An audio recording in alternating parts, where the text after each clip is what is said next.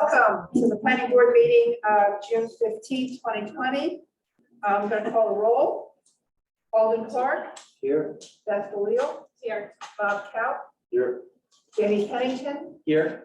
Heather Rogers. Here. Rick Tainter. Here. Richard Yeager is absent. Don Walters is absent. Bonnie Sontag, I'm here. We've got Andy Port, Director of Planning, and Linda Guthrie, our note taker, and Jennifer Blanchet, our zoning administrator, will be joining us later. So let me go through the agenda. First, we have a public hearing continued from May 18th on 344 Merrimack Street for a 60 special permit. Then at around 7:30, we will be joined by the councilors for a joint public hearing with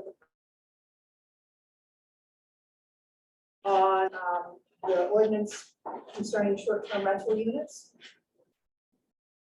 And when that's over, under general business, we're going to have planning board discussion about Waterfront West, minutes approval, and any other updates.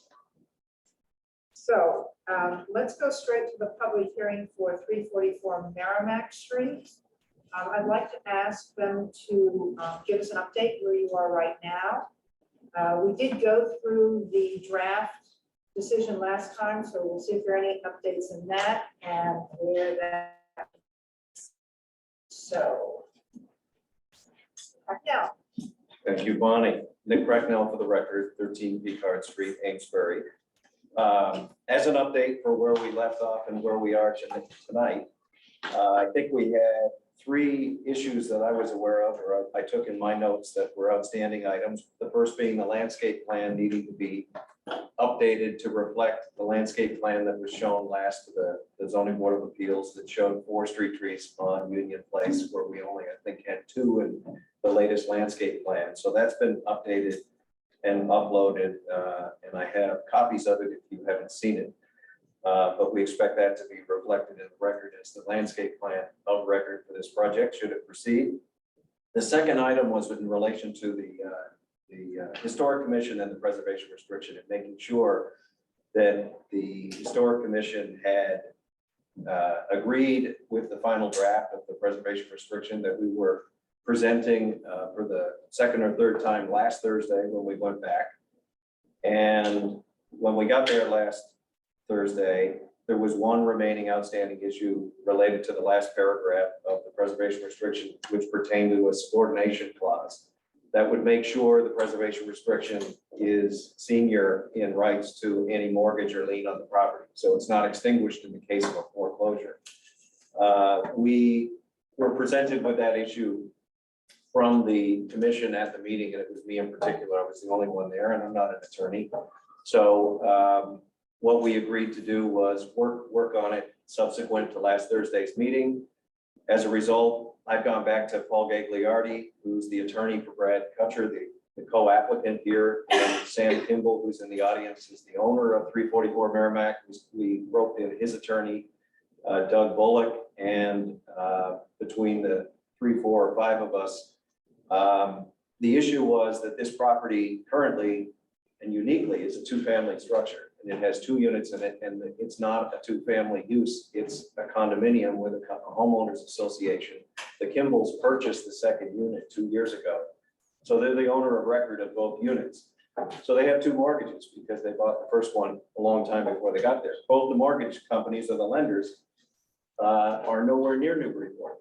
So in order to get a subordination agreement from the lender, it could likely take us many months, if not longer, to get these people to do anything as a lender, because right now they're at first position, is that PR is not on record.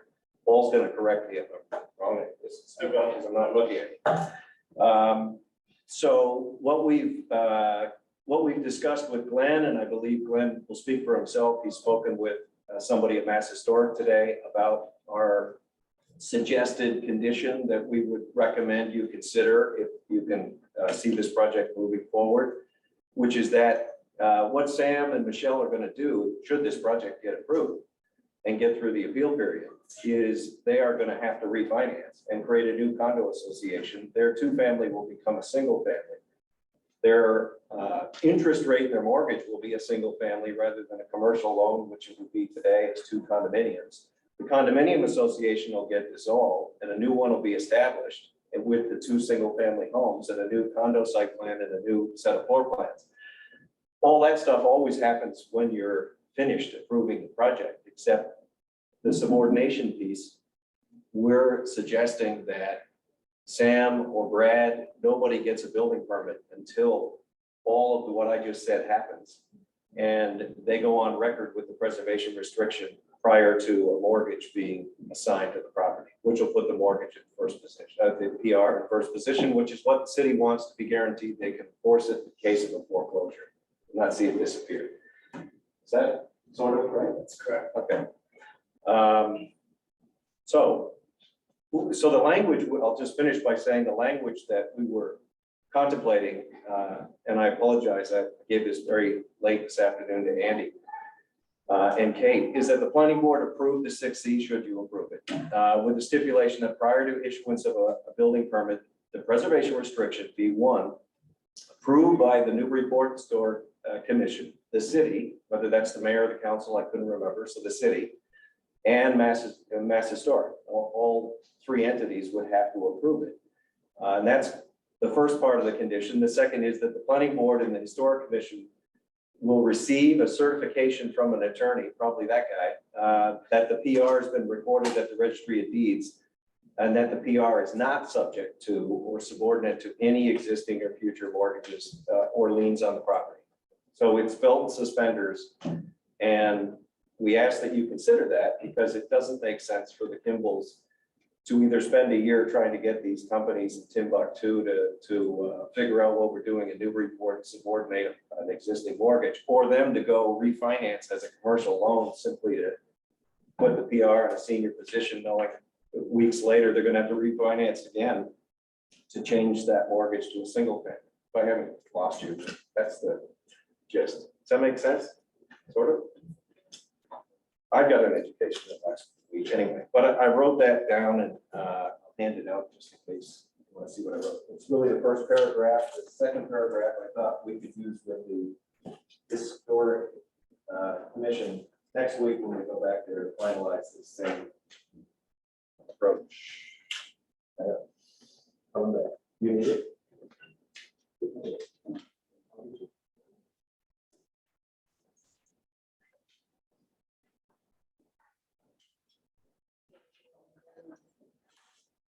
Want to add anything?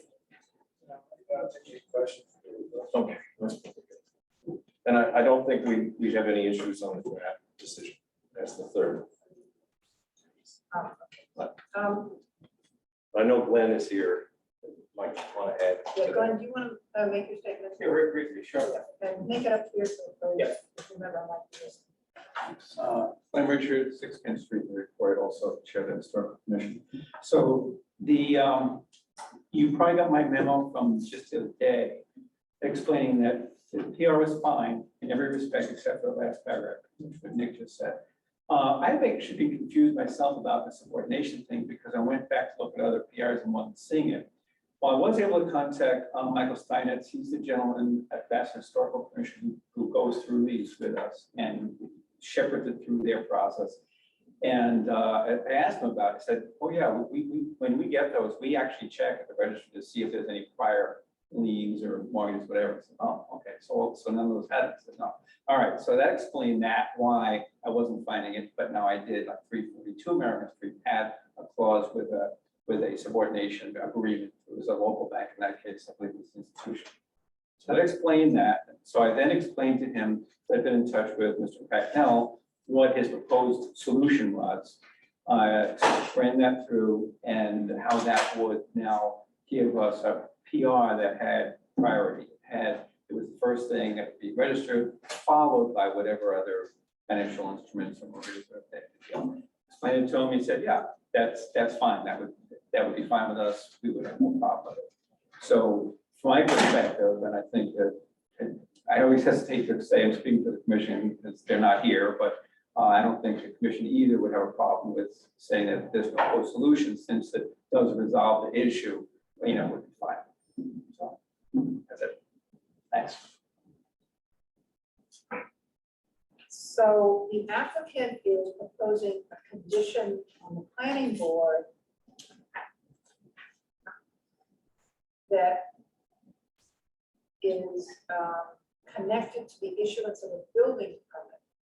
It includes PRB approved by Mass Historical and recorded at the Registry of Deeds. My understanding is that that process will take quite some time. And we were willing to just, I mean, our previous condition on there, and I'm doing this first before I deal with the subordination issue. We were suggesting that you had until the occupancy permit to actually record it, which would not hold up any building permit. So I'm kind of curious why you are suggesting this condition with all these three elements in it before a building permit be issued.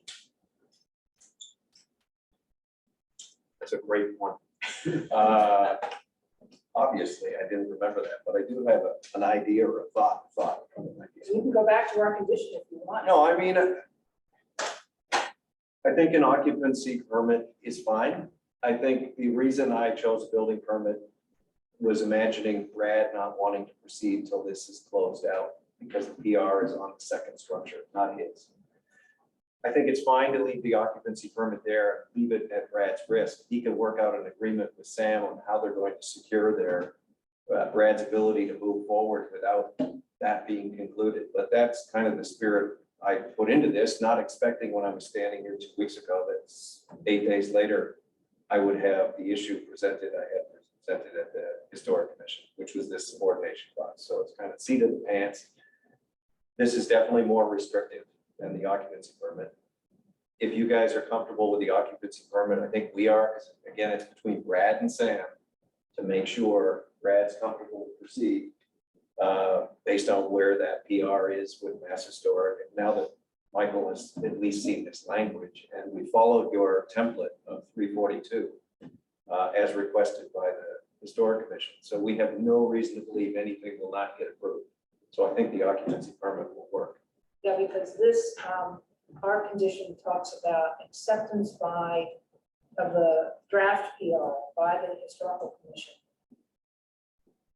before any building permit. In fact, the Okay, decision yeah. cannot be made before that. So what I want to suggest is that, I don't know that we need to have this additional condition in here if we just let you go to the Historical Commission at their next meeting, get their acceptance of the language that they want to have in the PR, and come back to us for a decision, and just leave everything the way it is with our draft decision. I mean, we can do that. I don't think the PR is going to change because this language would be attached to the decision, the bottom paragraph, but the PR won't change. It's still only going to list the existing mortgages. It Right. won't have a subordination clause other than stating that the PR will be senior to any mortgage or lien on Right, property. the subordination clause goes into the PR, right? Yeah, it's already there. What we don't have is the letter, the sign off from the lender. That's the only thing we miss or lack that But my 342 has. understanding is that the Historical Commission hasn't actually accepted. Our basic requirement is that they accept the draft. I preservation understand. plan. And you're We'd be correct. happy to take a vote once that's done. Yeah. And then we don't have to change anything unless other members have different views on that. I just wonder. We're good with that if that's what you want to do. Do you meet again in a couple of weeks or are we a month out? July 6th. Then I think let's do it the way you intended it to be done. And we'll ask for, So does that, I guess my question is, does that get you, would you get everything done by July 6th? Because this would actually start to avoid the problem of having to go through all that rigmarole of finance and get rid of the condominium association. Do you have to do all that stuff or? it'll all get done if you guys approve the project and the appeal period passes without an appeal, then all those things will go in motion. They will not start until we get through the appeal period, because if this project doesn't either get approved or it gets appealed and we lose the appeal, then we'd be wasting a lot of time and money preparing condo docs and everything in advance of that. The attempt I was trying to make with this paragraph was to be able to move forward tonight with giving the planning board assurance, understanding what was discussed 2 weeks ago was a little different. But we ran into this situation, and Glenn was here and he was gracious enough to reach out to Mass Historic. So I guess I was asking, but by no means demanding or anything, that the planning board consider approving the special permit with this language attached, which gives you full control. I'm just thinking for future reference, we always separate out the acceptance by the historical commission of the draft PR, and then the rest of it, the formalized preservation restriction of Mass Historical, and the registering of it goes in a separate condition, and it keeps it clean, and that's what comes. And we're good if that's what you I want. just want to keep with what has been working, and if we make something more complicated here, it might lead to other complications the next time around, when it's succeed or historical building. So my question is, if we do this, I don't have a problem doing it, but then we still have to come back to this type of, condition. I agree, it would have to be, we're saying perhaps before the occupancy permit, rather than building permit, but we still need to have most of item 1 and all of item 2. Yeah, it would be, So we're not. but it's already in here, we already have it, we have the, Can I speak to that? yeah, Yeah, I think this is a separate issue. The issue that Nick Rakoff raised here is a separate one from the issues that we have addressed in the draft conditions here.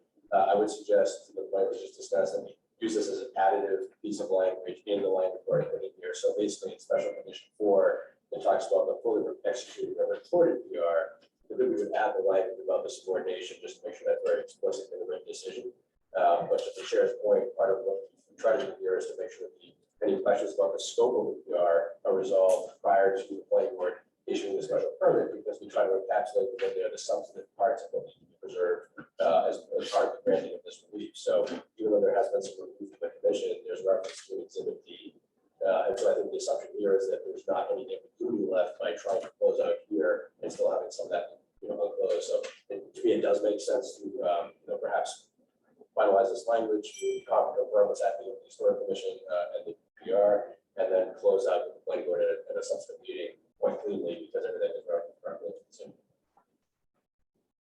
basically keep what we have, add the subordination language to condition 4, With occupancy being the rest new of it. term there. Yeah. And all the dates, referencing the correct date when the historical commission accepts the draft. So, other than that, I can see anything else. A couple of things. We have new landscape plans, so on page 2, so we cite list the plans and documents. We should list L10, 0, L21, L22, dated June 13th, 2022. What are they again? That's the landscape plan and two landscape details, material details. So it's L10.0, L20.1, and L20.2. And then the only other thing I saw was on page 4, there's a line struck out, and it's still there, so we should just get rid of that line. So Yeah, the top paragraph. There was actually one more. What was that? Another document I was reading. Struck out. I think you're right. Sure. Page 3, so there's a sentence. At the bottom, page 3, 2 families. That's the one he just referenced. Okay. Yeah. Our page is pretty. Oh, got it. I just thought there was a one word also that I had think you're right. a dash through it. we'll go for that. Okay. So, if everything is in order, with what we talked about tonight, these are clean, this is cleaned up. We'll have an even shorter session with you on July 6th. And we'll take a vote. Thank you. That's great. Thanks for Does that your work for patience. everybody? We need a continuance. I move for a continuance. Make the motion to continue to July 6th. second. Now, call roll.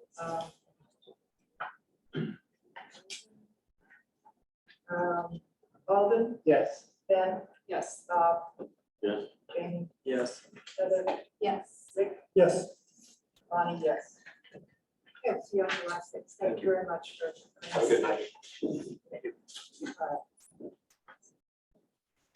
Counselor Cameron, is your committee here or you want to wait till everybody gets downstairs? I told them 7:30, so if you have some other routine business you want to handle, Uh, fair upstairs. you know your routine business? Nothing's routine with us. No, we don't have any.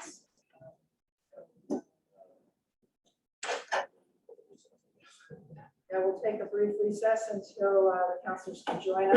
We're tied up in another meeting and get here for 7:30.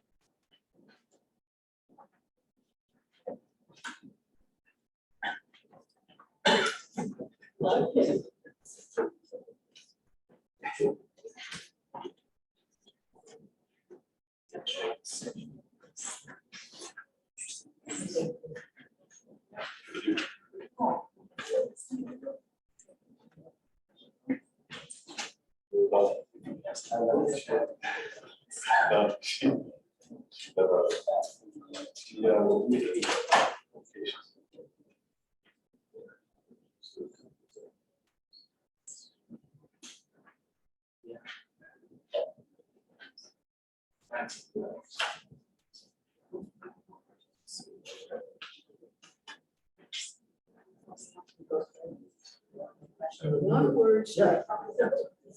or maybe actually been.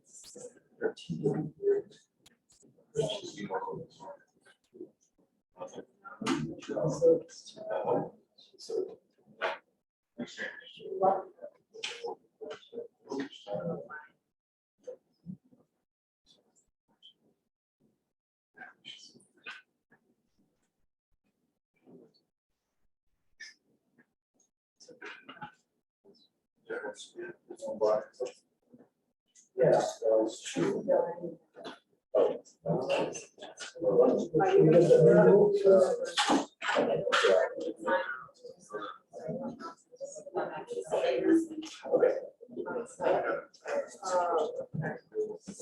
We haven't listed the project, but the rest of the resolutions. Yeah. Okay. Two and the others. So I think we're right there. Question. We'll be up here. We should sit up here? Anywhere. We're kind of thinking you wait. So, Thanks, I appreciate that. Hey, Christine, we're not sticking together. We're spreading out for safety. You think we're gonna save you from whatever's coming at you? Yes. Another We need to.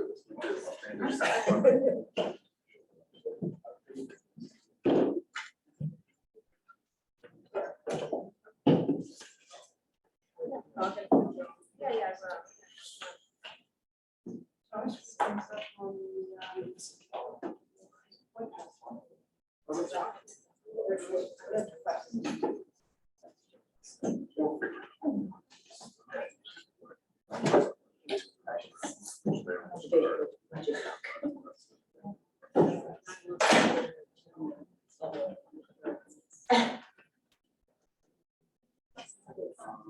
Christine and Connie, are they about to wrap? They're about to move it to sustainable. We were just finishing up health and insurance.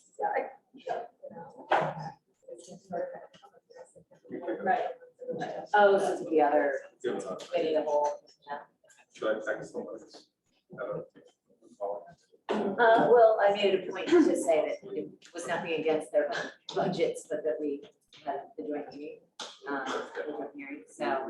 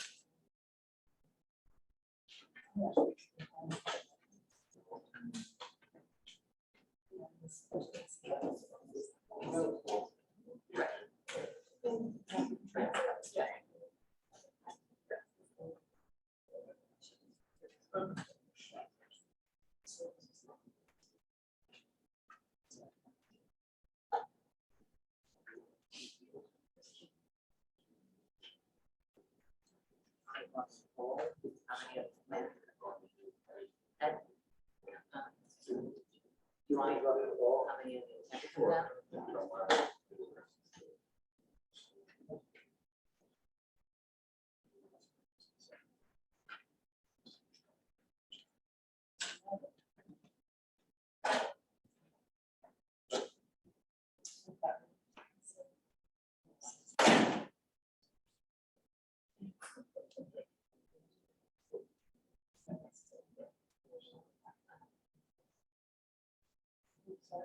Yeah.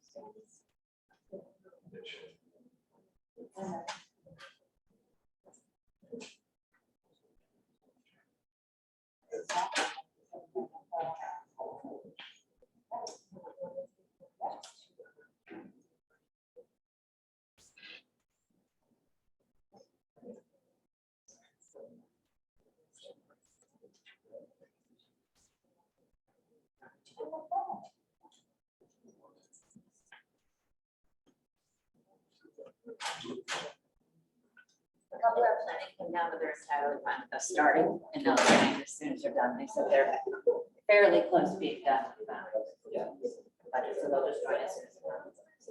So in other words, They said, I asked if they were okay with us starting. They said, yes, they were. That's very good, but I'm probably like something that help the audio. Hope my. Let's wait. To see what's I'm sitting out there, I can barely hear you, so there's some sort of. Oh, turn that off. All right. Could be a lot easier.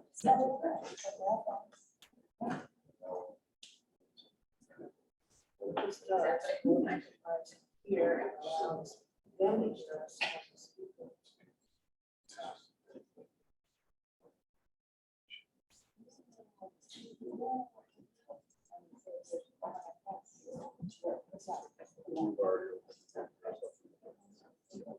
Oh, no. All right, this is not working. Yeah, you can press the. Yeah. It's like what, 2 hours?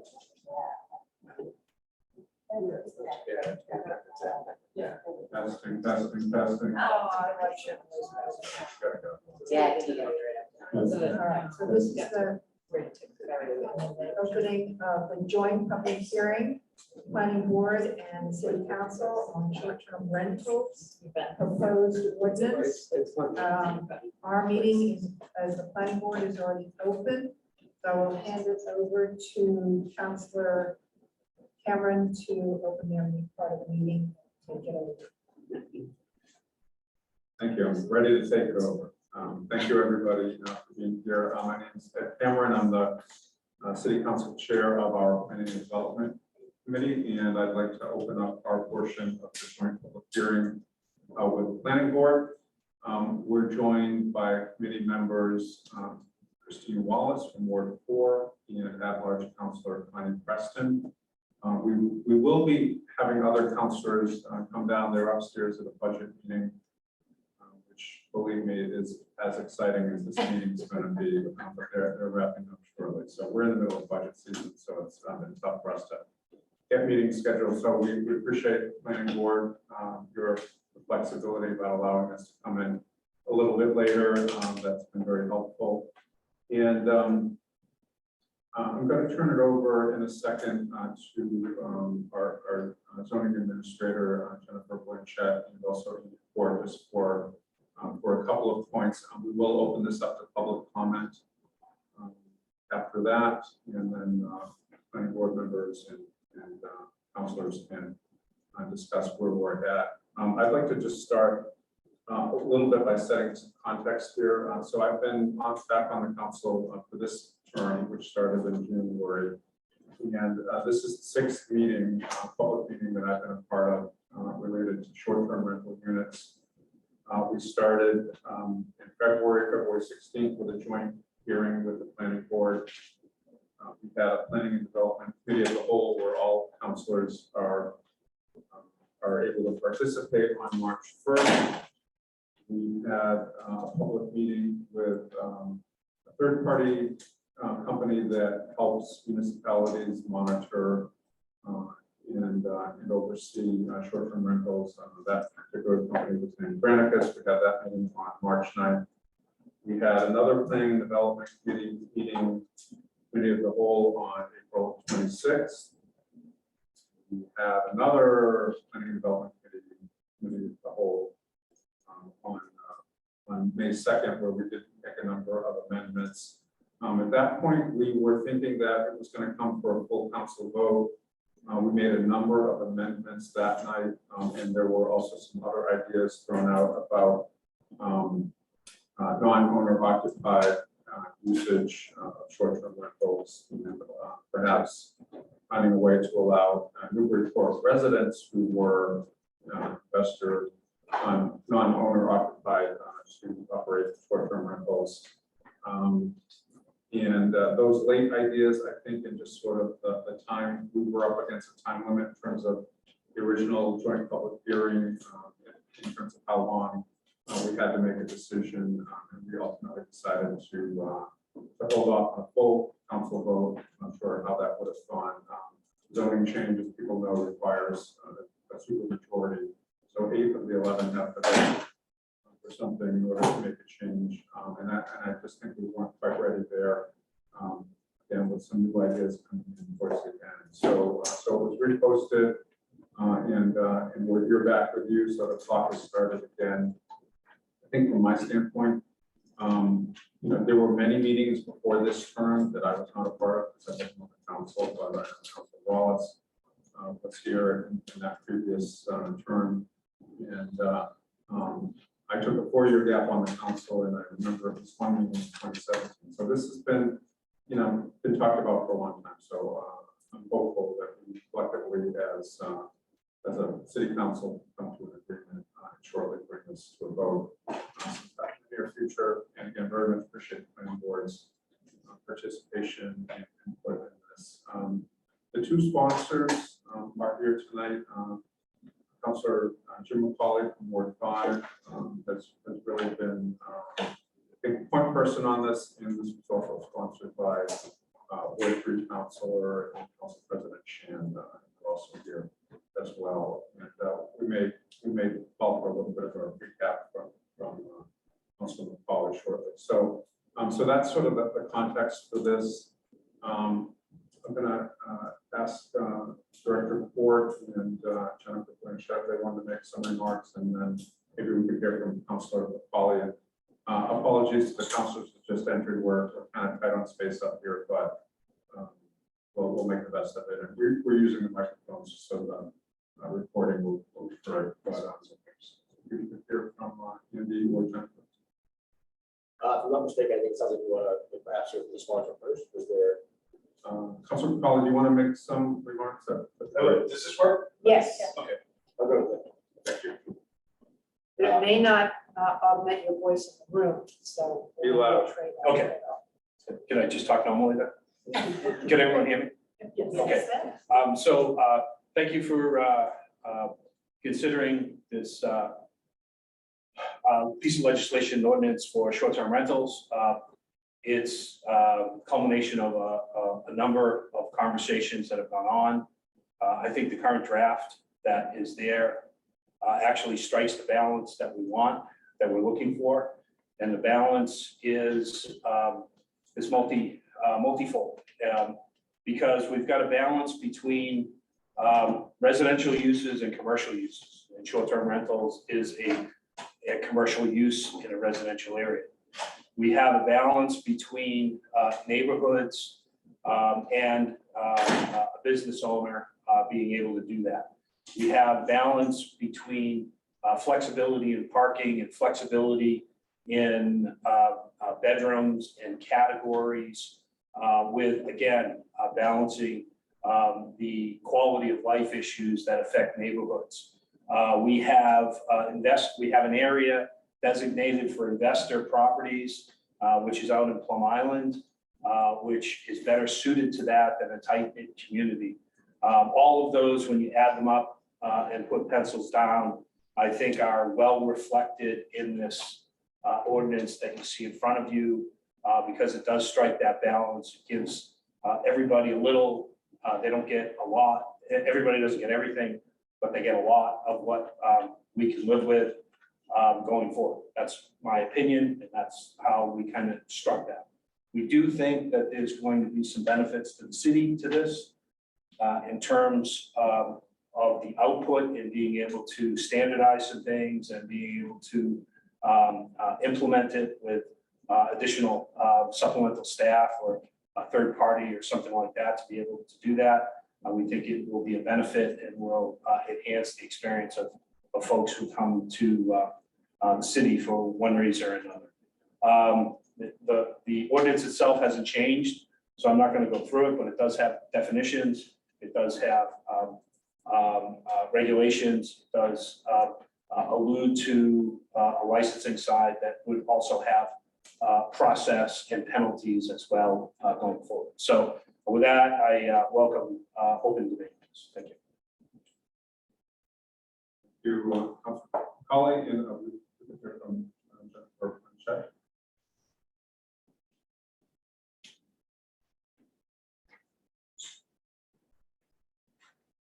Jennifer Blanchet, zoning administrator.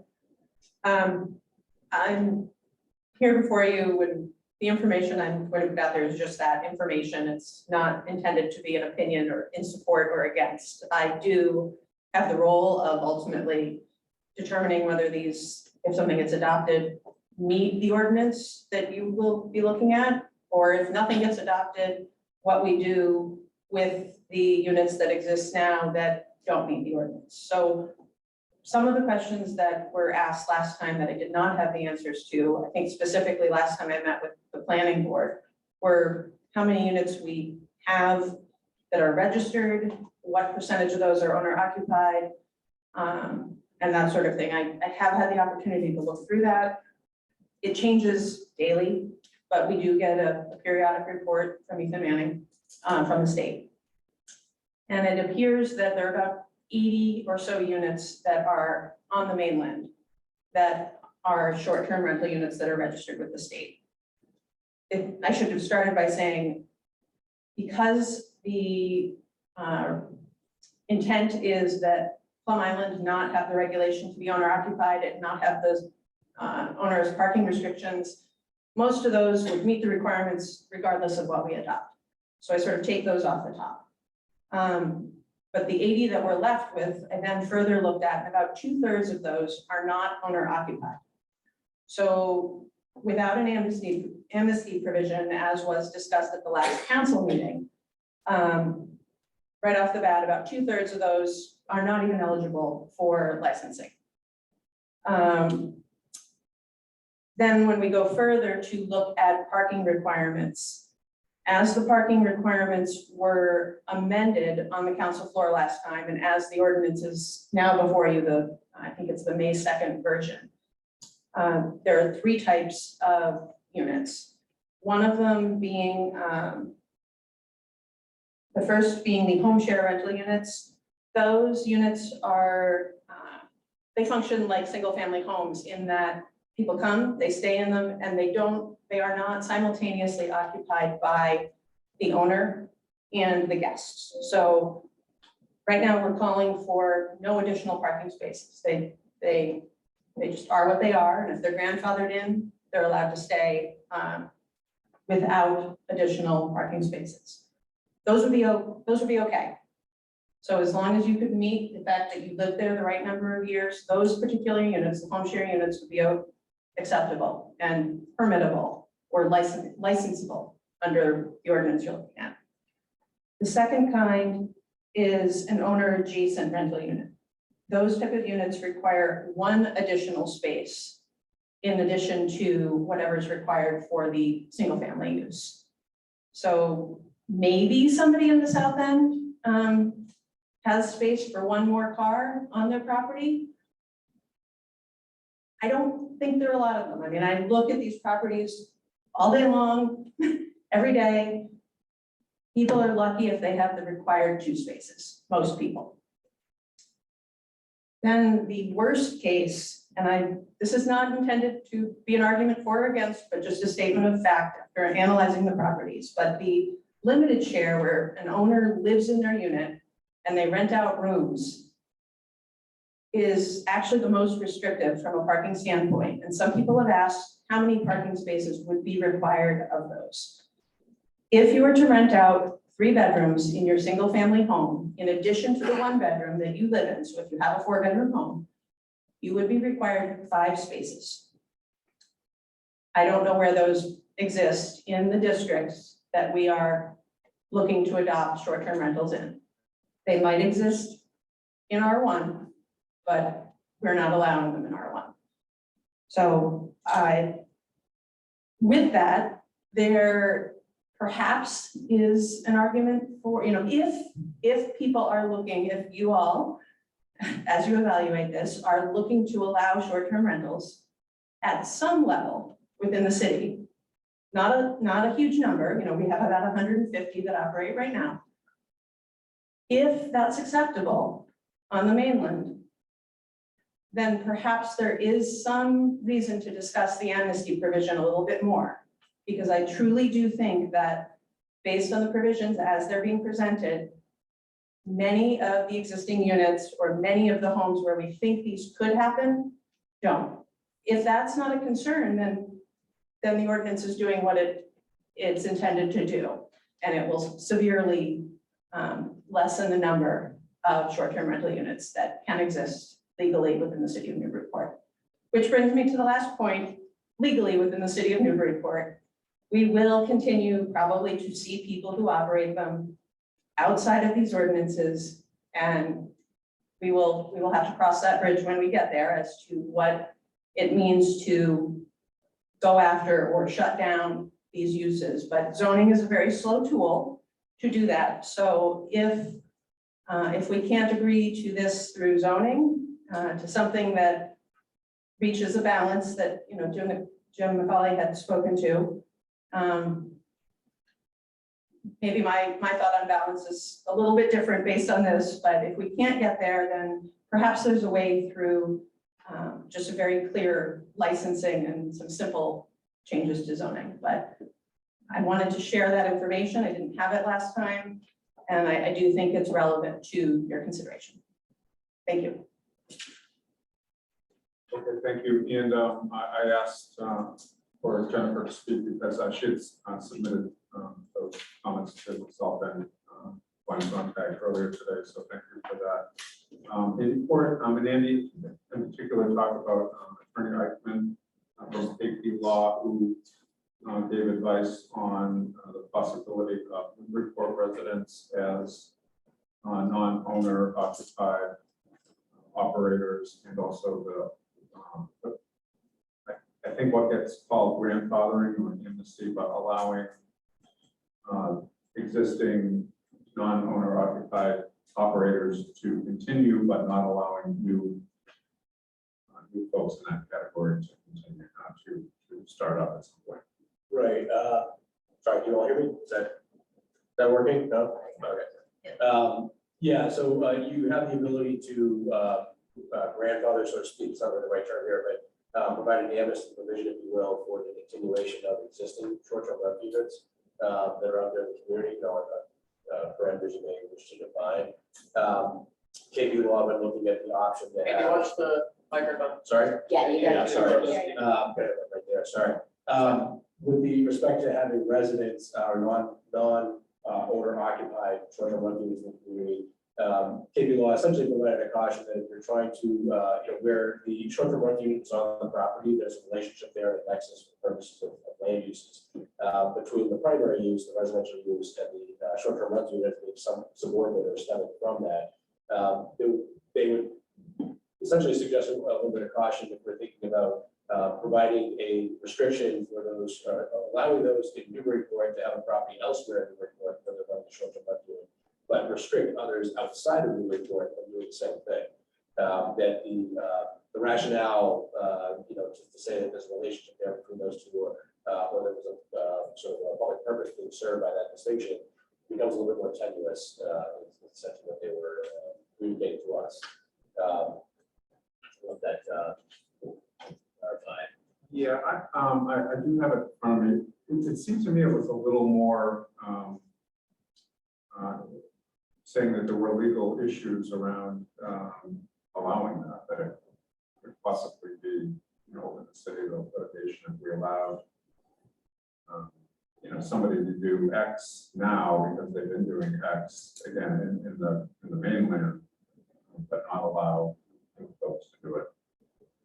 Again, this is all based on the assumption that someone might be challenging the ordinance. It is not clear, okay, there's not a lot of case law this thus far, so people are providing suggestion that that's a potential weakness. Providing a suggestion that that might be a potential weakness, but we don't know until it's been, let's say, application of the ordinance. On that particular point, I checked with the Salem example that one of our members had looked at and suggested in our recommendations that we do consider amnesty for existing non-owner occupied units. And it says very specifically that any it is not allowed to have any new non-owner occupied units. So the only for the existing ones registered in the state by a certain date. So those are two separate issues, that whether or not we can limit it to people who only live in Newburyport on property. That's off the table. But as far as being able to allow amnesty for currently existing ones, because Salem has it in their ordinance, I'm assuming we could adopt that as well. It just means that we could not in future allow any new non-owner occupied units to be moved. Yeah, and I would add one thing to that too, and I think maybe perhaps, considerations you might want to keep in mind regardless of where you want to policy wise in New York City Council. The two public purposes I think I've heard primarily discussed over the last couple of years as we talked about shelter rental units is first off, and mostly we've heard about neighborhood impacts, sometimes disturbances in the neighborhood of one kind or another, and whether it's parking or noise or anything else. And so that has been the primary focus that I've heard over the couple of years we've been talking about this type of regulation being added to zoning. The other purpose that I've heard discussed a little bit more recently has been the potential impact on what we call middle layer units, the units that are in the city of Newburyport that are small, might be used as a short-term rental unit or provides revenue for someone as a short-term rental unit.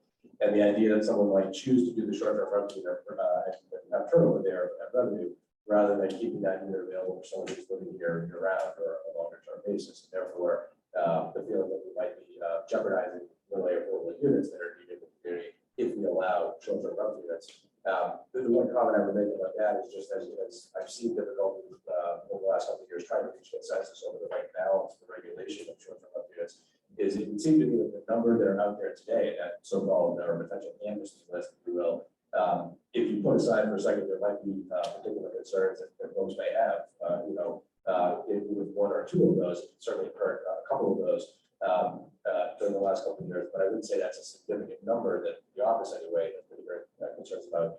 If that is a relatively small number of that inventory that's out there today, it's not, I guess it's not apparent to me that what the concern would be with allowing those to continue when they're not issues today per se. That's a policy choice, of course, one way or the other.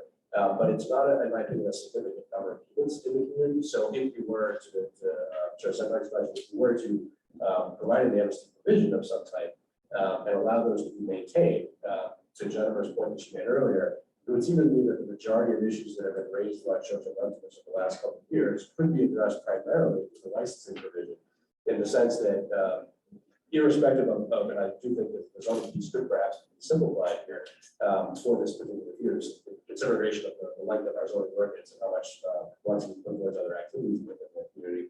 That most of this could be addressed by the licensing provision, that if the license commission is required to issue a short-term rental license, and if someone does not obtain that license, there's an enforcement mechanism there, both in the zoning enforcement as well as the license enforcement.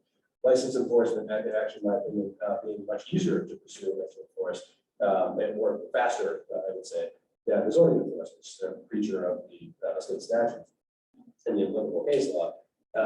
That being the case, I don't know, the other alternative is that someone has got a license and then they have an issue of some sort. The license commission can then pull that license, and the need to have that license is also required under zoning, with a variation of the draft that we're looking at.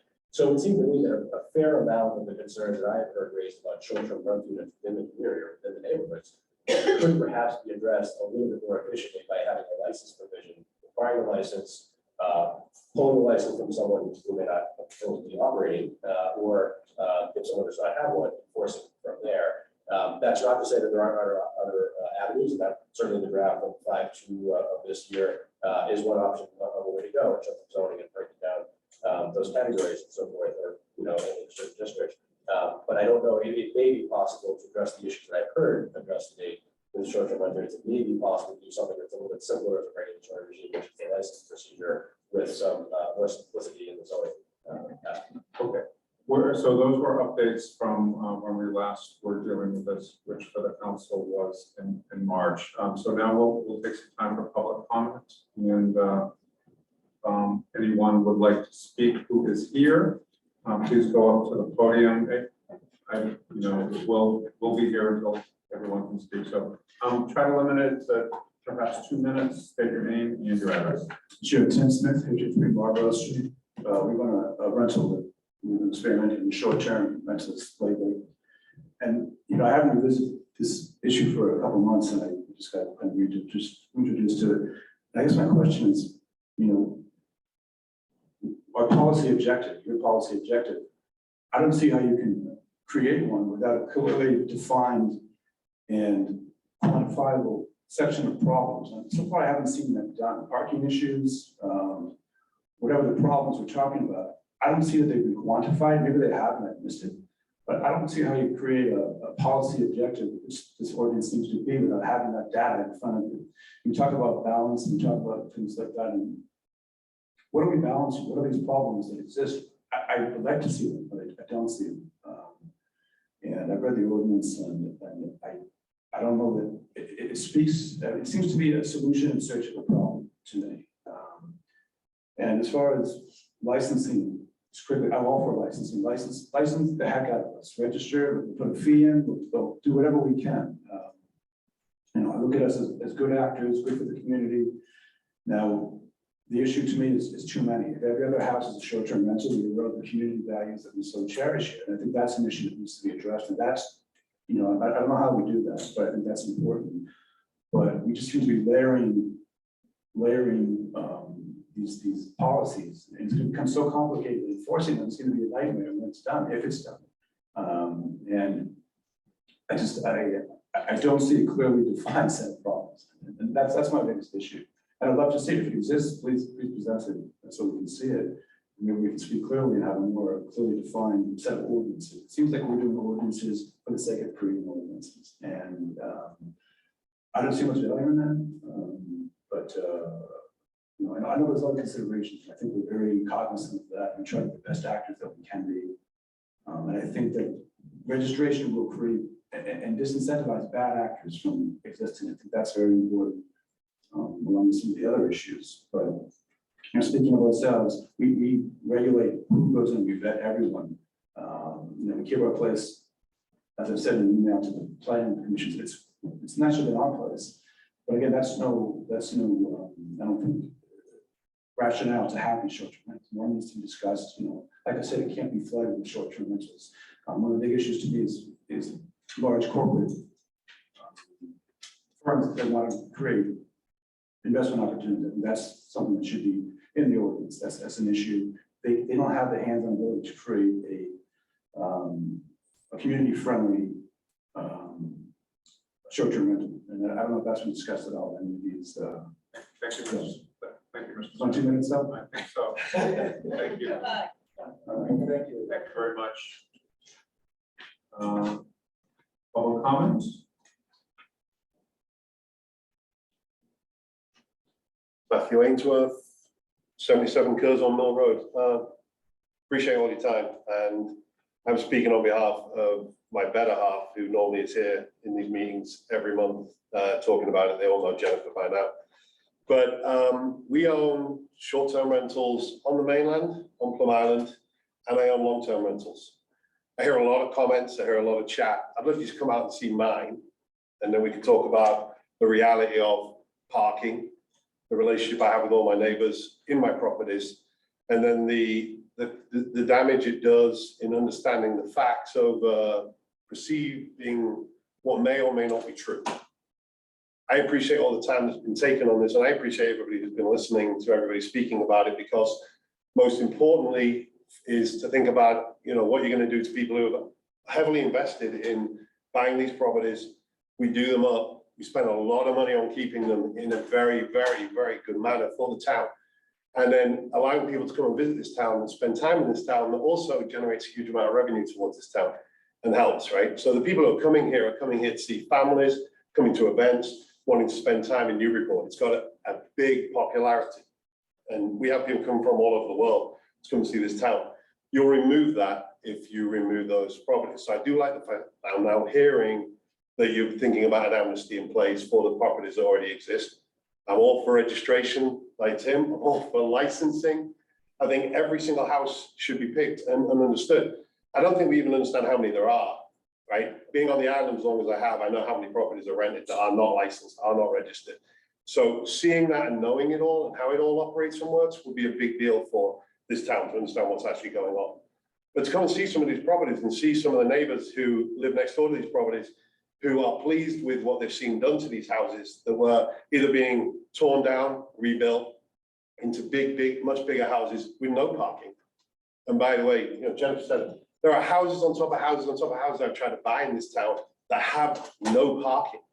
Your time's up. Sorry, I appreciate it. I appreciate all the work you've done though. And these people have tirelessly been at it for months and months and months, years to the point of Councilman McCoy. So I appreciate everything you do. Thank you, Mr. Ainsworth. Nice to see you again. Other public comments?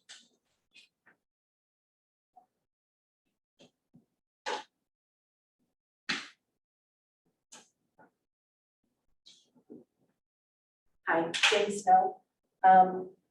As you all know, I'm a data-driven person, and I do periodically take the time. So I took Ethan's most current report as of Friday and broke it down for you, and I'll read quickly. Ward 1 currently, according to that data, has 18. Ward 2, 29. Ward 3, 20. Ward 4, 7. 5, 1. Ward 6, 2. So that's a total of 77. And of that 77, 59 are not owner occupied. So that means 77% are not owner occupied. There's 61 people that have registered on Plum Island, 1 houseboat, 5 inns. And then there is a list of 13 that have at least two properties, and 1 particular person has 8. So I have a hard time introducing a business to residential neighborhoods. A lot of people are heavily invested to their home. That's their haven. And so when you bought in a residential neighborhood, you do not expect a business to be next to you. And I grant you, and I so appreciate all that Council McCauley has done. He's tried to find a healthy balance. But again, I am so concerned because I did have the experience of not having a good neighbor next to me with a unit.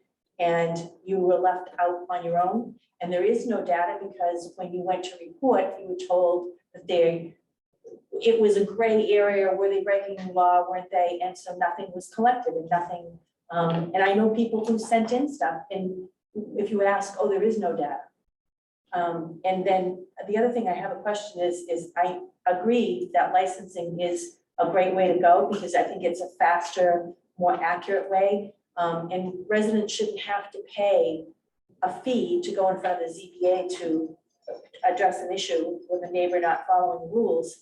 And yet I thought about 8 versions ago, we couldn't do that with licensing. So if we could straighten that answer out for me, maybe since then the pendulum has swung again. But I think that this has been a tremendous amount of information for people to understand. And there hasn't been a lot of data collected. So maybe the best thing to do would be, and I keep saying this, is try it as just with the ones that are here as an experiment. That's all, because then it could be removed. Thank you. Thank you. Other public comments?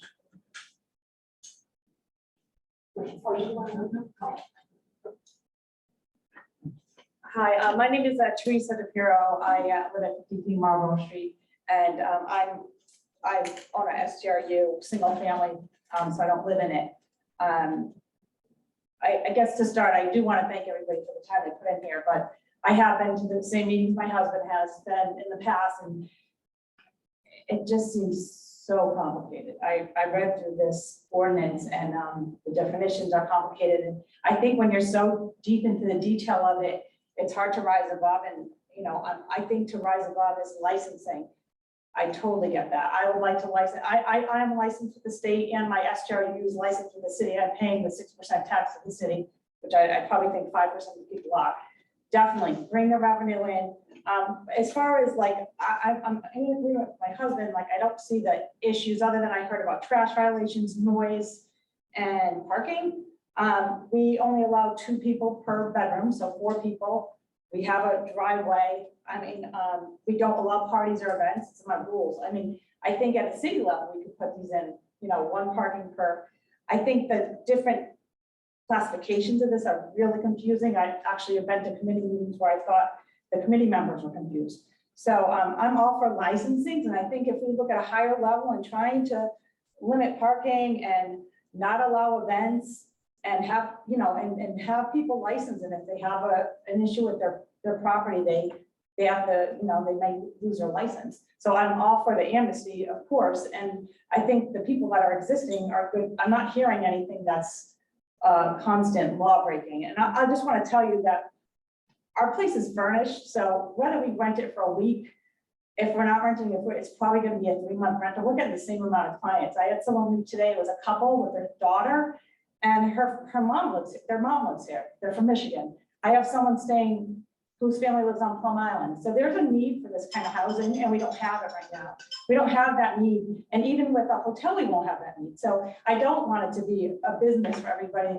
I don't think 8 or 10, someone should own 8 or 10 of them, and a corporation should own 8 or 10 of them. I just feel like it is a good need, and there's people that want to come here for events and weddings and to visit their family and for birthday parties, and it's a great solution. So I think it could be regulated at a higher level with licensing and restrictions on that licensing. That's it. So thank you for your time. Thank you, Mr. Bureau. Other public comment?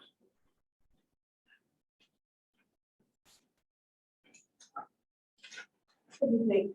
Good evening. My name is Rita Mahalet. I live currently at 53 Warren Street here in Newburyport. This is a pretty compelling issue for me to come out tonight and stand up before you on my tiptoes. Okay. I read over. I've been also out of touch with it for some time, but I tried to bring myself up to speed with everything I could see and read. And it's really too complicated for me to really zero in. So I'm just going to give you my overview. My perception on this complicated issue comes down to this. The residential market economy is under siege from the tourist market economy. I fear the residential market economy will suffer irreversible consequences if these boards, your board, people, you guys, doesn't adopt a strategy to keep our residential market economy thriving and thus our residential community from overwhelming tourist influx. I would like to see you ban all short-term rentals for tourism from the downtown, the north end, and the south end of Newburyport. I would like to see you diligently enforce that all residential short-term rental hosts are only renting out space in a housing unit that they own and live in full-time, meaning the host is present when the guests are there. I don't know about you, but my neighbors are also my friends. Neighbors, don't they play a pivotal role in your life, in our lives, and in our community at large? Airbnb landlords when they're in residential neighborhoods, they don't care about building community groups. They don't care about noise or safety or cleanliness for the people who actually live in these neighborhoods. They don't care about local schools or local governance for the good of everybody. They don't care about neighbors who now lost a neighboring family. All they care about is extracting wealth. I say these things because it's impacted me personally. I lived for the first 8 years here in Newburyport in a condominium on the south end, And after 5 years, some of my neighbors moved away and they sold, and the buyers were invested in Airbnbs. So suddenly I had an Airbnb underneath me. Now, I know I just gave you a litany of, they don't do this, they don't do that. But worst of all is, You're under the third 3 minutes already. all right, I just want to say it changed the way I felt about my home. And I moved.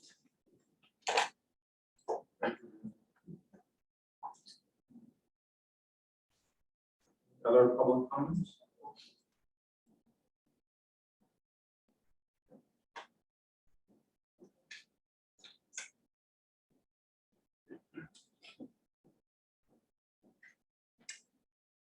So I almost didn't speak tonight because I feel like I've been speaking too much, but I just wanted to mention in terms of permanent housing availability in Newburyport, 59 mainland units not available is a lot. If you are on Facebook or Newburyport Next Door, you see the number of people who are trying to find long-term accommodations in this city, and they're not available. I appreciate the speaker who actually operates an Airbnb for saying that there should not be an excess of this use in Newburyport. There's nothing in this ordinance to prevent it, nothing. And in terms of some sort of defined list and record of complaints of people who have had to live next to problematic STRUs, I really don't think that's the job of residents to have to justify why they want to live next door to other residents. And I also don't think it's the job of residents to provide hotel space for the city. Jim McCauley has testified twice that the real problem in Newburyport for businesses is in the industrial part. That there are companies, he's spoken to the Chamber of Commerce, there are companies who simply will not locate to our business park because we do not have enough available permanent housing. And I'm not talking about affordable, although I think that's an assumption people have. Oh, it's the industrial part, those people must need affordable housing. I think that's elitist. I think people just need housing. And the law of supply and demand still works. If you eliminate available housing to high-end rentals, you are changing the economics of living here. And so I know I've said it many times. I think that we need to go back to the version of this ordinance, thanks to Jim McCauley, that was in place. in December 2021. I think that is the ordinance that provided some balance. Thank you. Thank you. Anyone else? Thank you all. So I think at this point, I don't know, if the counselors, on the committee and the whole want to kind of state what they're feeling. I think maybe there's an assumption that council leaning one way or the other. I've not had any conversations with anybody, so I don't know quite where people stand, or and same for the planning board. So how would we want to do this? Well, usually we take the councilors first, so we're not have them speak on their. Councilor Khan is also here. I haven't seen you behind the plate, but if you want to, so we'll just kind of, to say where people are at, and that will be good. Right, thank you. So I think I went in many directions on this ordinance. A lot of it, full disclosure, I use short-term rentals when I go travel. So part of me as a user of them knows how my family acts and behaves. That doesn't mean everyone's like that, but I think that was part of my thinking is any travel I do, hotels out of the question because of the size of our family and the economics behind it. So I was trying to figure out what's a healthy balance here in Newburyport. I think what resonates to me the most is it's currently illegal. So as a city councilor here, I want to see something happen. So I don't want this to just die. I do want us to get something in our table of use, and I recognize that. So with that said, the different iterations, and I don't want to bore everyone with my think pattern, but I did also look at all the research. I really appreciate the effort done by several people, but I also looked at the ordinances there, and it was mixed. Some just banned them in general, no short-term rentals allowed. And then some did the same model that we have before us. And then the other mix was to allow throughout the city without restrictions. So those were the three different styles. And I will tell you, I agree with the lack of having, I do not want a corporate owned type of facility because we did stay in one of those in New Orleans. And I will tell you, it definitely did not have a feel that people around you were appreciative as well. So no one wants to stay in one of those places and have people, neighbors, frowning at you or not happy that you're there. So I am totally in support of not having anything that's corporate run. I think the balance I was trying to find was, is there a way that owners would be resident only and they should be allowed to have one more location if that was something we could do? And KP Law's kind of verdict on that killed that idea. So where we are right now, where I feel is I'm very comfortable with what we have in place. I think it does make sense to start the way we have it, and if we learn to revisit the topic. But I will say that I am in favor of the amnesty provision. And the reason for that is I think the data behind what was presented by Jennifer Blanche was very compelling a little bit. We heard 2/3 of the number. And again, we know the data is not completely there because it's whoever is registered. So we don't know what the full number might be. But the amnesty provision will provide, I think, the balance in terms of meeting what we have heard from those who are operating and are being good citizens. It's a matter of actually, let's see how this goes. And I am willing to do that and sit here and see what's the experiences. If we have on our website, a lot of communities have a very good website where they have listed the rules, they have listed transparently what needs to happen in a community based on licensing. And I think we would need to adopt something like that. So where I'm sitting right now is in favor of that amnesty provision and then keeping with what we have throughout the document in terms of the definitions on the owner occupancy, home share, and owner adjacent. Thank you. Okay, thank you. The line if I went next. Councilor Wall.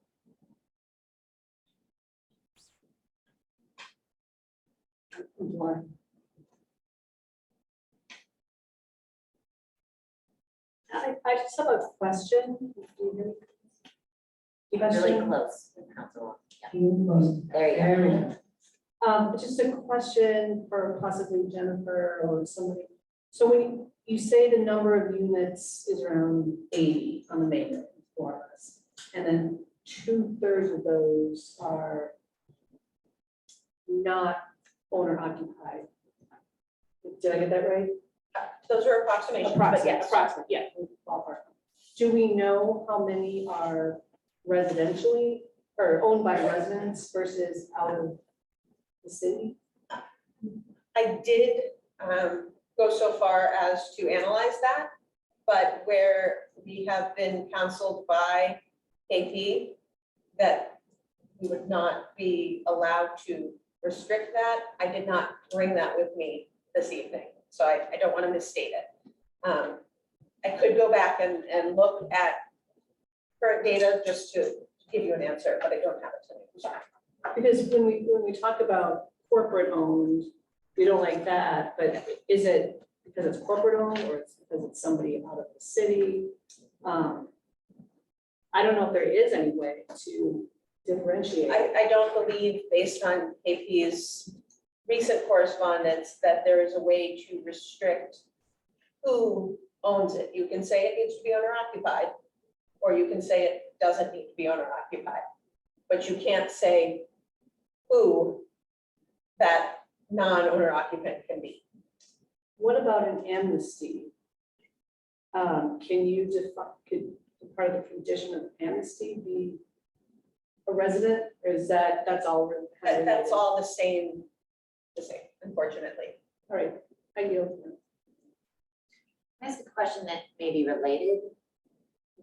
Are we be thinking that we could limit the number? So not whether they're resident, if they're a resident of Newburyport that owns it or not, but we could say nobody can own more than, so to speak. That would eliminate the corporate sort of. I believe we can restrict the number that any particular individual can own, and that we could even do that under amnesty. I would suggest that that be done in conjunction with the licensing division, as Jennifer mentioned. Okay. I'll just kind of stay where I'm at. Thank you for those questions from Councilor Wallace and Preston. I'm comfortable with where this landed in May. I think there were a lot of changes made along the way. I know, some folks had a preference for CBA involvement, and that fell by the wayside. We did make adjustments at the end around the length of time for, during a year, how often a home share could be used originally. And home share, I still find these terms not consistent with my understanding of the English language, but home share is you're renting your whole unit. So you're sharing your whole home, I guess, is the way I think about it. Limited share is you're renting out an individual bedroom within your unit. So that's limited, I guess, and that makes sense. So you're, the limited share, you're there, and somebody's in your extra bedrooms. And when I look at the Airbnb app, which I've never used, but I've looked at a lot, and I don't think I've ever used Airbnb. Now that I think about it, I mean, there are a number of those listed in Newburyport, whether they're registered with the state or city, I have no idea. But there are a lot of renting out a room, private room. So though, to me, the home share, I go away to Florida, which I'll never do for now it's up to 120 days, and I rent out my whole unit, by the week to multiple people. That's now we're making that legal, and people will be able to do that. If I'm want to take in somebody for a weekend in my extra bedroom, I can do that.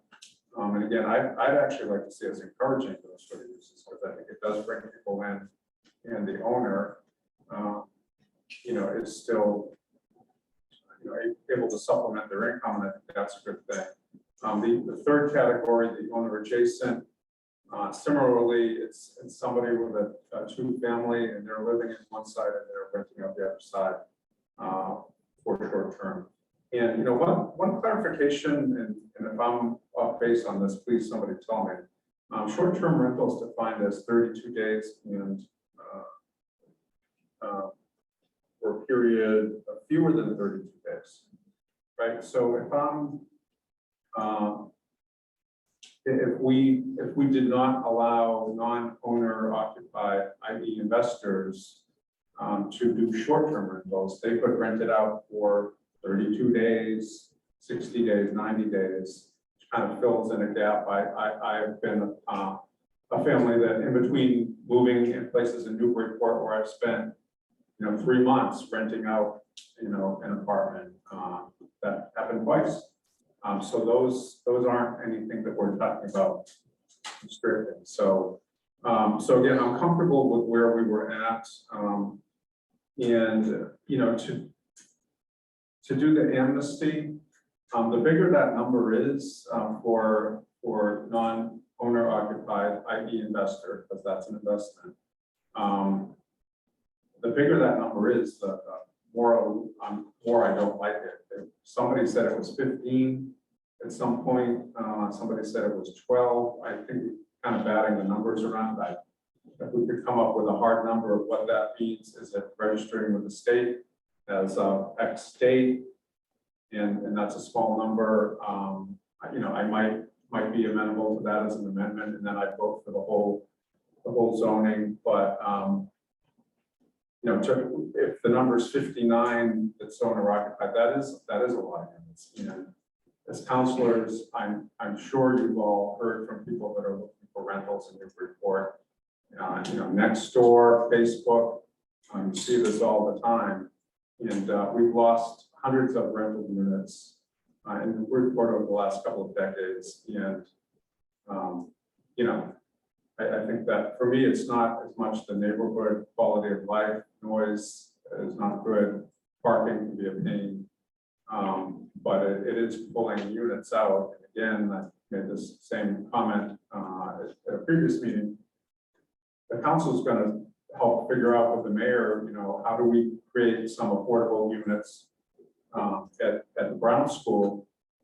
And we're going to put a lot of time and effort, and somebody, probably a nonprofit developer in the state and federal government, are going to have to kick in some money to make 20 units affordable. And if we're, I certainly hope we can act because, if we did nothing, then this is only going to get bigger, and there would be more investment in people making money off of it, and that's great for them, but it's not good for the people that want to continue to live here. So I, again, I like where we were ending up in May. I'm open to listening about the amnesty possibility, but the bigger that number is, that would be harder for me to swallow. Check out. It's right now. Councilor Wright. Okay. Yes, so thank you. So my thoughts are as follows. I don't like the term legal or illegal. It's either permitted or unpermitted. Legal and illegal is pejorative. Means they're doing something that's not permitted. So that's my preference. We talk about whether it's permitted or not permitted. Secondly, I'm very much in favor of amnesty. Whatever that number is today, it will never be more than it is today.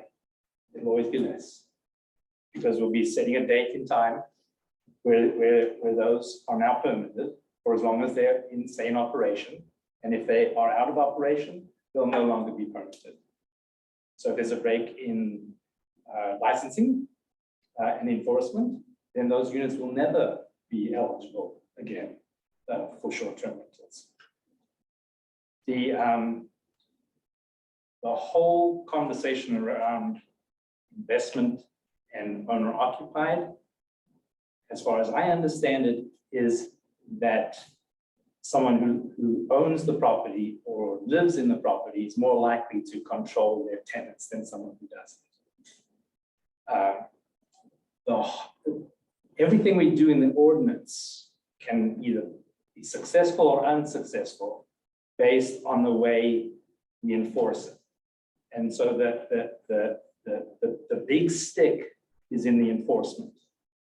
And if we don't do a good job on the enforcement side, then we're failing to provide the balance that everyone's looking for between the rights to have the short-term rental and the rights of the residential neighbors. So that will determine, in my opinion, and will identify good short-term rental operators and bad ones, whether they're residential short-term rental owner-occupied or whether they're owned by investors. The proof of the pudding will be in the enforcement. And so I would like to understand more what the licensing will be, because that should guide us on the ordinance side.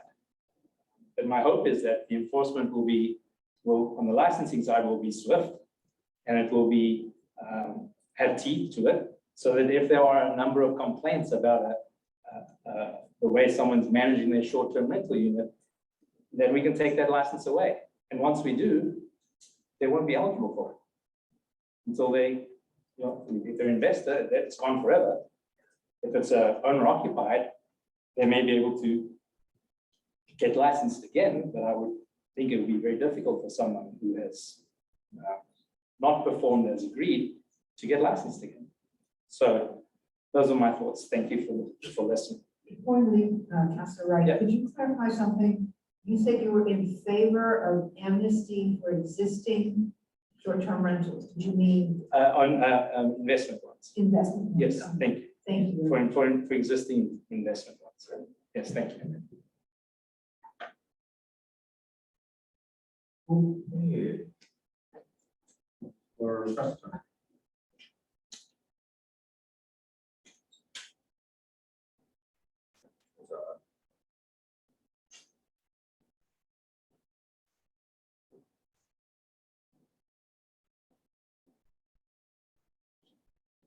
I don't know if you passed it, I'm not sure. Yeah.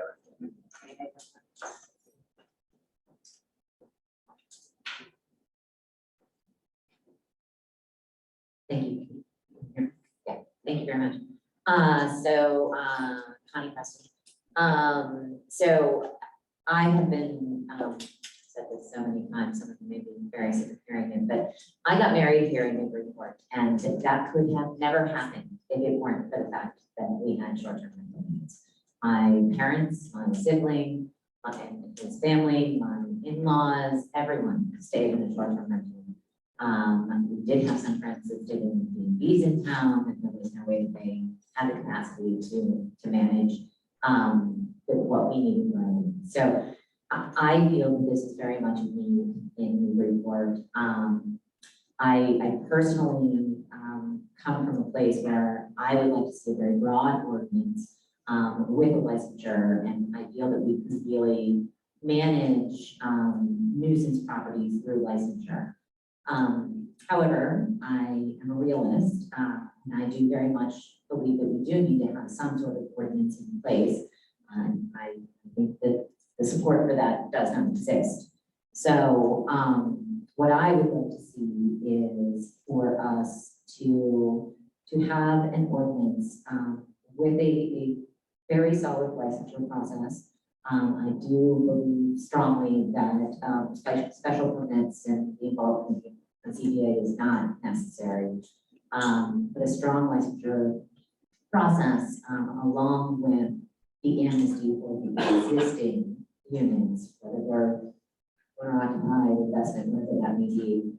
And then I would also like to see us put in a limit. I do firmly believe, I do not want to see corporations coming here.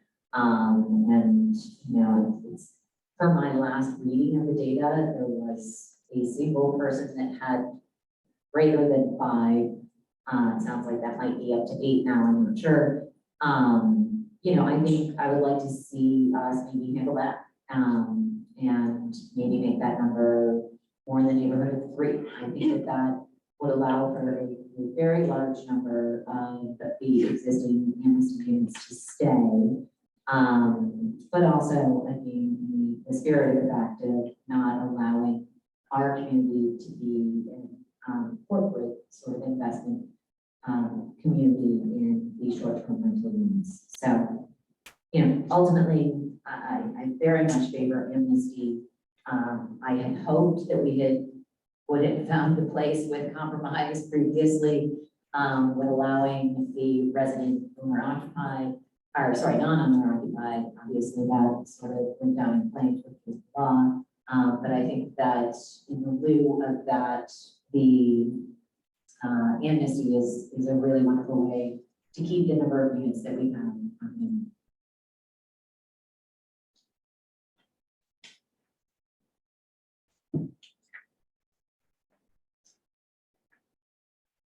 Thank you, Councilor Preston. Any other councilors want to make remarks? Let us know where they're at.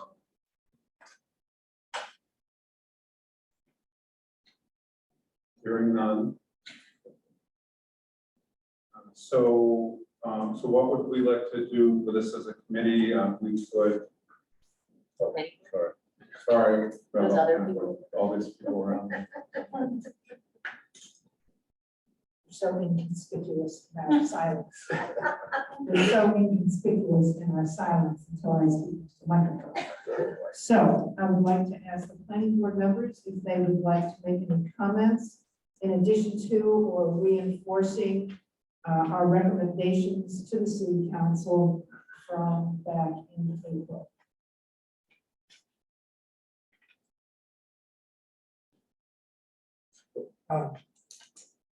So what I see in this without an amnesty provision is essentially a ban on short-term rental units on the mainland. Looking at existing conditions, we have basically 18 owner-occupied units on the mainland right now. And of those, we can expect that probably at least half of them can't meet the parking requirements. So we're very close to, with the ordinance as it is right now, is very close to banning and outlawing all of the, well, not outlawing, making it impossible for almost all of the short-term rentals that exist on the mainland right now to be permitted. So to me, that says that this ordinance, which is a very complicated ordinance, could be made much simpler by just saying you can do it in Plum Island, but you can't do it on the mainland. You essentially have the same result. So I do think that some consideration should be given to an amnesty provision. And then I don't know what that amnesty provision means, because does it just mean amnesty for investor owners, or does it mean amnesty from all of the other provisions and standards of the ordinance?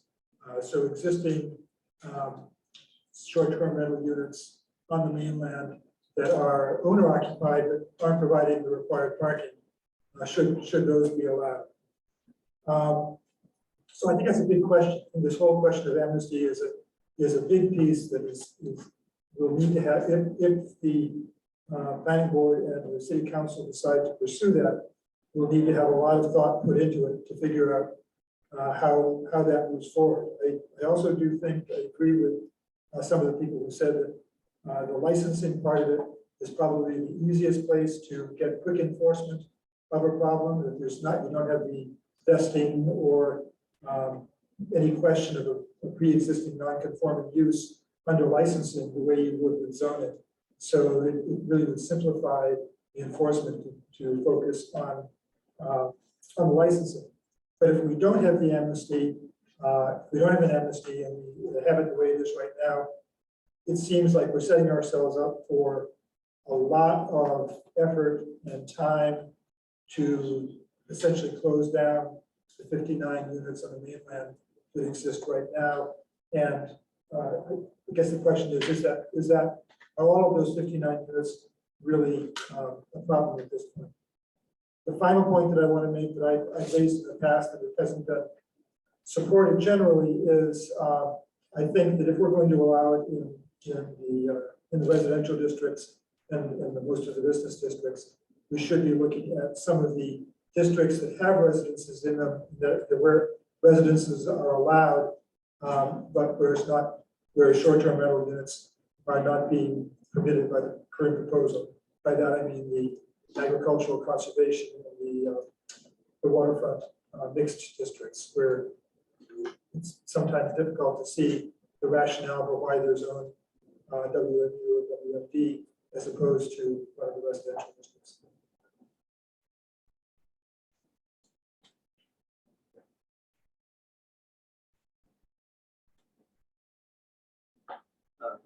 First point, I support what Rick just said as far as the zones where it's not permitted. I'm wondering if the city council is going to change the boundaries on those districts so that those houses are not included in the conservation districts or the waterfront marine district and the mixed use district. Because there are houses on there. I don't understand why those folks are being penalized with this ordinance. Otherwise, in general, I support the recommendations that we made before. I went back through the licensing part of it to see, and I see some conflicts between the licensing and the zoning as it currently stands. So I don't know if there's going to be additional drafting done to clarify some of these points. I hope there would be. But I'm not sure what is planned. Specifically, under the section 9-304 in the licensing under exemptions, the language there, part A says a resident who rents no more than 14 days. Just to start with, I'm not sure that a resident is the right term that you want to use in that section, since we have the definitions for all the other technical parts of the operator and so forth. So I think there's a bit of a conflict there. That section though says that if they rent for no more than 14 days in a calendar year, they're exempt from licensing. But they still must submit certification and so forth, some other parts referred to in section 9-306, section F. But then later on in section 9-306F, it says the requirements the operator must certify that the STRU will not be rented for more than 14 days in a calendar year. And I don't see any limitation on that provision to say what type of STRU. So what that tells me is that no one needs to get a license because we're not allowing anyone to rent for more than 14 days. So I think that's probably a mistake or seems confused to me. Beyond that, under the 9-307 registration, I wonder if there needs to be a need to state when the STRU will be removed from the short-term rental registry. That talks about the Chair, point of order. This is he's going into a licensing agreement. This is for zoning. Can we stick to the zoning conversation, please? Okay. So we're, whatever happens with the zoning, then the other ordinance would get regarding licensing. Okay, that's fine. So it seems that some of those provisions are out of sync. In the zoning, it does talk about occupancy and use. The limited share has no limit on the number of days, and the other ones do have different limits and so forth. And so I just think we need to make sure that there are conflicts. My only other comment is that I know there were several comments on the language that was being removed from the zoning amendment where it said it was already covered by the licensing. However, there are many sections that are duplicates between the two, so I don't understand why some were removed and others were not.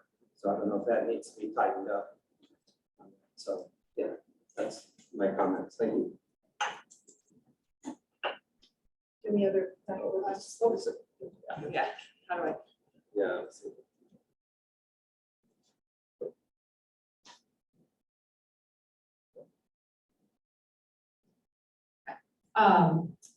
So my concern, well, I do think there is a need for this type of accommodation. In Newburyport, I too would say that plenty of Airbnbs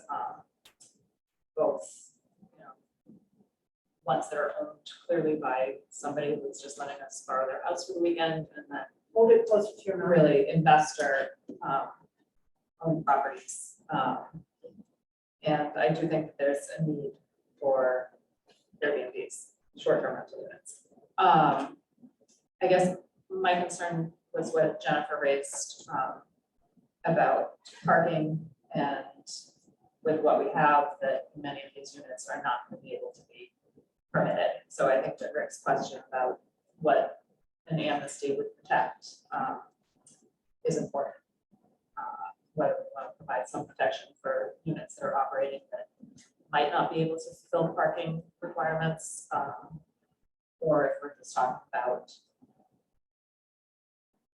investor problems. But I do see the need to, I think there should be an amnesty, at least of some sort, for investment properties that are currently operating by district.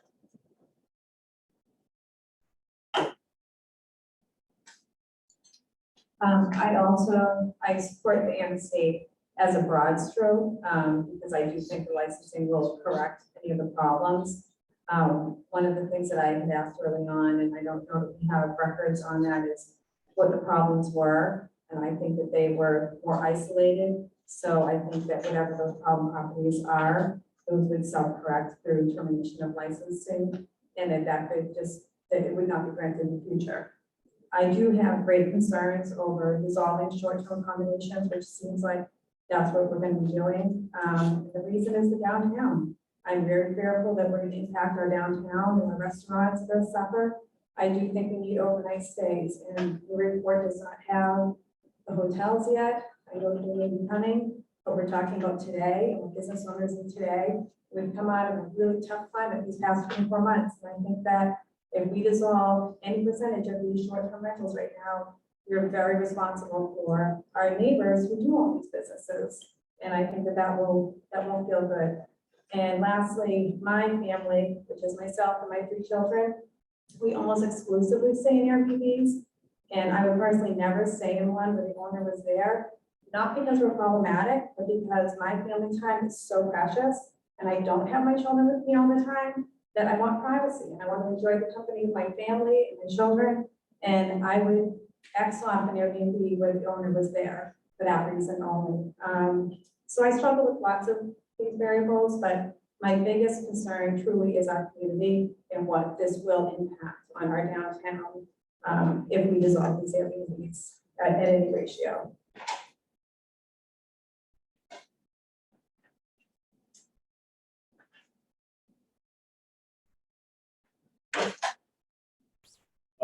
First, let me say that I absolutely support the concept of short-term rental units in the city. I think it's a reality that we all have to face, and you know, we all, I think most of us are taking advantage of that. At the same time, I have been involved in this discussion since I've been on the board as of August of last year. And I will say that it seems that the conversation has moved from last fall, where the conversation focused on protecting neighborhoods, to a conversation now that is about protecting the short-term rental market and operators, potentially at the expense of neighborhoods. What I am seeing is that this is a market that is fundamentally commercial. It is driven by third-party participants, whether they are property managers, whether they are brokers, whether they are cleaning companies, maintenance companies. Fundamentally, this is a market that is being driven to growth by all of the parties that are involved. And Ms. Mahalick's comment about residential neighborhoods under siege, there is a potential for that. There is a potential for unfettered growth of a short-term rental market to just destroy the historic neighborhoods that exist on the mainland. And I think we have to be very, very careful about that. One of the things that existed in the ordinance last fall and still exists to a certain extent now is a limitation on parking. And while I understand that might eliminate some units from consideration, I also understand that that was one of the mechanisms that controlled growth of the short-term rental market in these neighborhoods. And I think abandoning those aspects of the ordinance that control growth is asking for uncontrolled growth of this market in neighborhoods, because it is driven by businesses. It's driven by businesses who want this market to grow further. So I think we need to be very careful about relaxing the ordinance to the extent where you cannot control growth.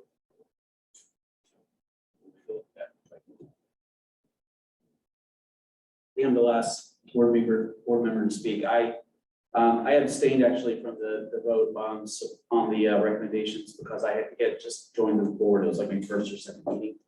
After thinking about this more, I think I would support those recommendations now, with the caveat that I would echo some things that I've heard tonight. Zoning and land use generally is a very slow mechanism for regulating this. I do think short-term rental units are valuable. We should have some, but we should also regulate them and not have too many. And I personally have not figured out what that balance yet is. So I am encouraged actually most, I think, by, even though there's a land use aspect to this still, an increased focus on the licensing aspect, because I think that's a faster mechanism by which to regulate this, at least in part or in the majority. Because I think whatever the city council and others enact, we probably won't get it right first time. I think it will need course correction as we go.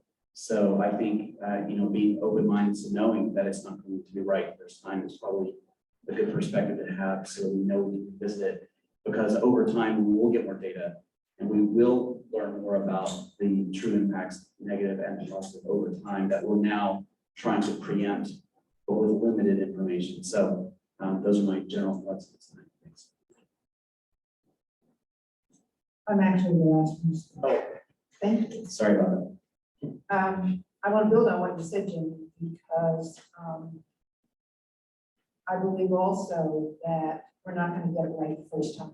We have lots of examples of zoning ordinances that we passed, that we learned over time weren't working exactly right, and brought it back to the city council through the same process and revised them. So I don't worry about getting it perfect the first time, because I know we can't.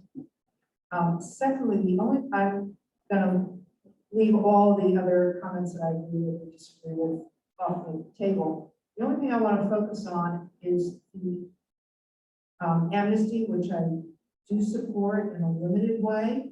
And that limited way is that whatever regulations we decide to put into the zoning ordinance and into the licensing ordinance apply equally to the amnesty units. I don't want different categories of short-term rentals in the city. I think it'd be a headache to administer. It could lead into this. I will use the word illegal use, and I don't want us to be looking at appeals and all sorts of messy situations. So whatever we put into the zoning and into the licensing should apply across the board with no exceptions. And that way I can accept amnesty for investor properties. I also like the idea that I've heard from several people to limit the number of units that an investor could own in the city. Whether it's 3, as Councilor Preston suggested, or some other number, it needs to be limited. We'll just say that. And that's what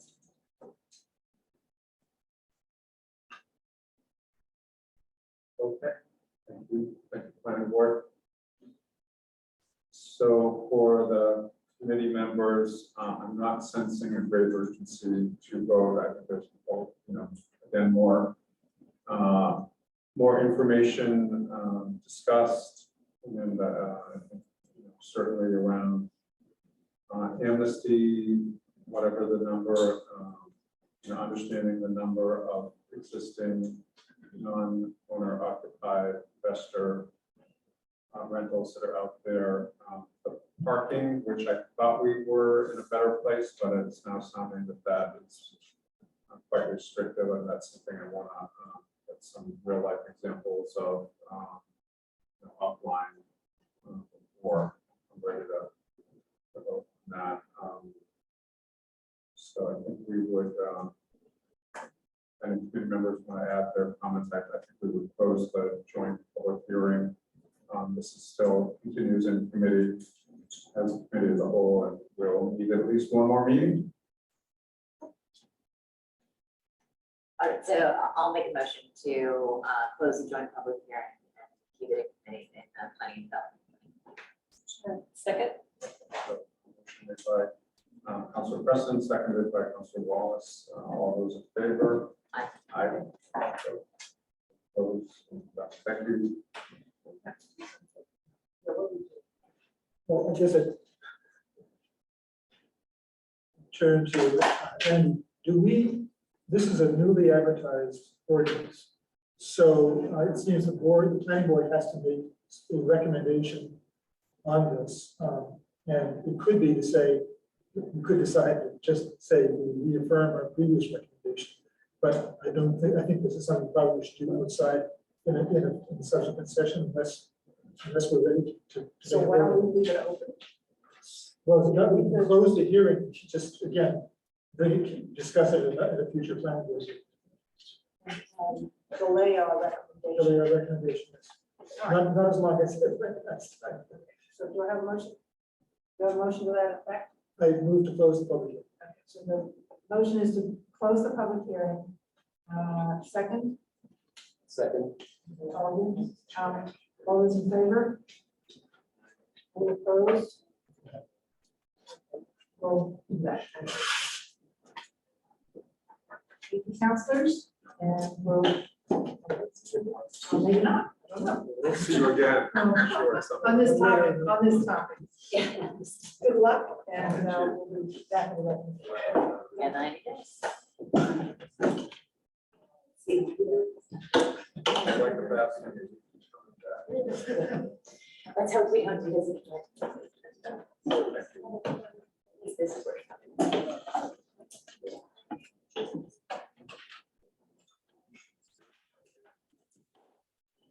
Can I ask, are there any the recommendations from the last time we played this game?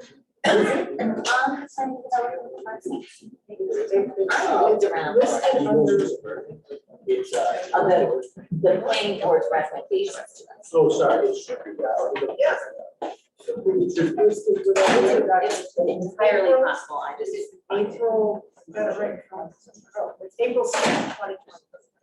April 6th, 2022 was the The date date of our recommendation recommendation. report. All right. I will, so I'll ask you. Okay, perfect. Good catch, thank you. It may not be. It was only because I was looking for it, couldn't find it. There are so many things that I look for and Yeah, I I can't just find see it them. there, so. So we need to have another. So we can just Thank you take very much. this and work from there. Let's put that on the agenda for July 6th. Richard Renfro. Recommendation, discussions.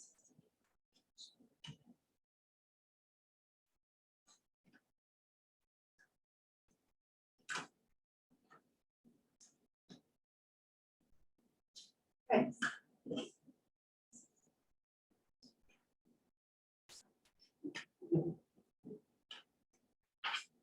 We will will move on to our discussion on Waterfront West. I think Jamie has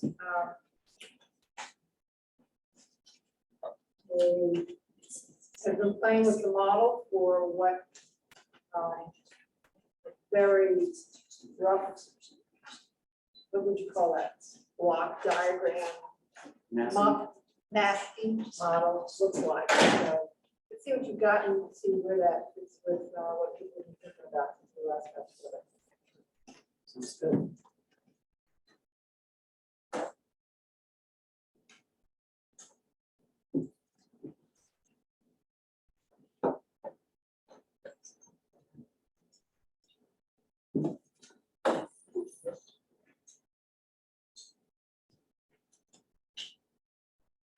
Kind of show us what the model can do, not just what's in it.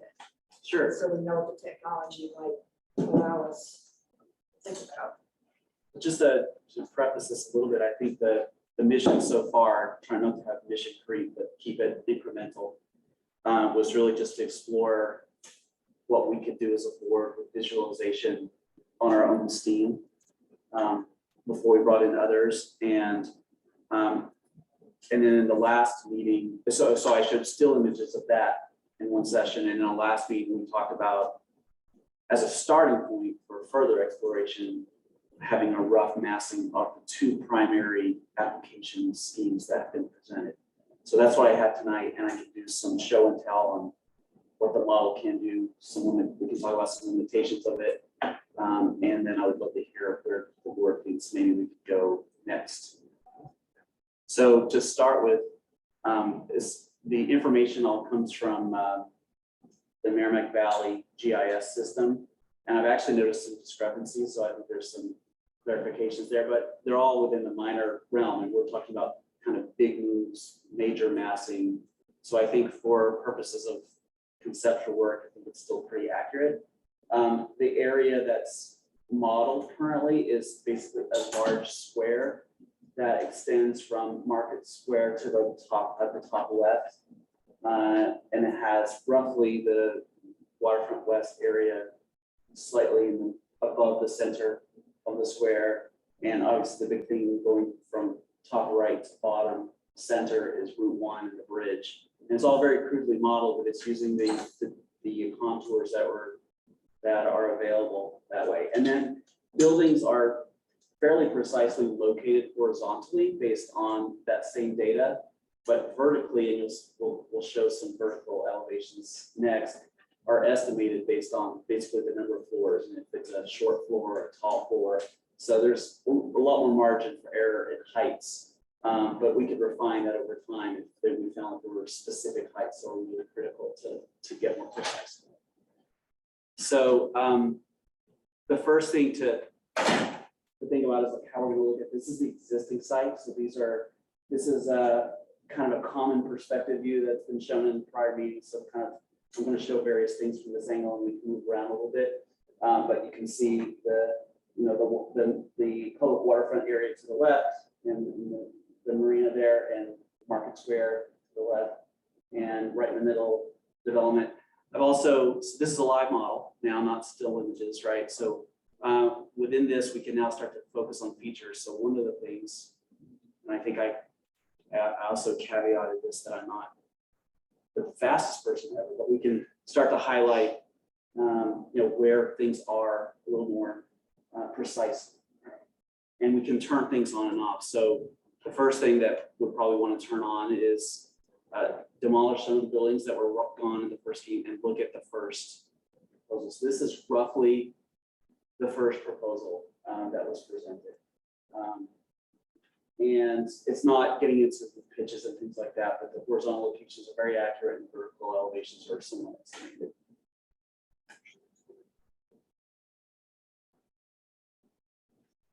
That's an important thing. So I'm going to turn off some things as we go. So this has the ability to turn off certain parts and turn them on again. So you see a lot of horizontal lines in those buildings. Those are 4 feet, and that was useful really for construction. The contours that you see on the topography, so back in here, in the parking lot area, those are 2-foot contours. On the buildings, these lines are all 4-foot contour, 4-foot basically vertical differences. But we can turn those on and off because they can be distracting, but they were very useful for construction. So that was the first application. This was the second application. So from there, we can see, pretty significant differences. We can go look at them. I wanted to show another one because this is something that Rick had shown. We can also get very precise now with some of these views. So, is this my screen? Oh, that's the screen. So you can see, I'm just going to rotate a little bit.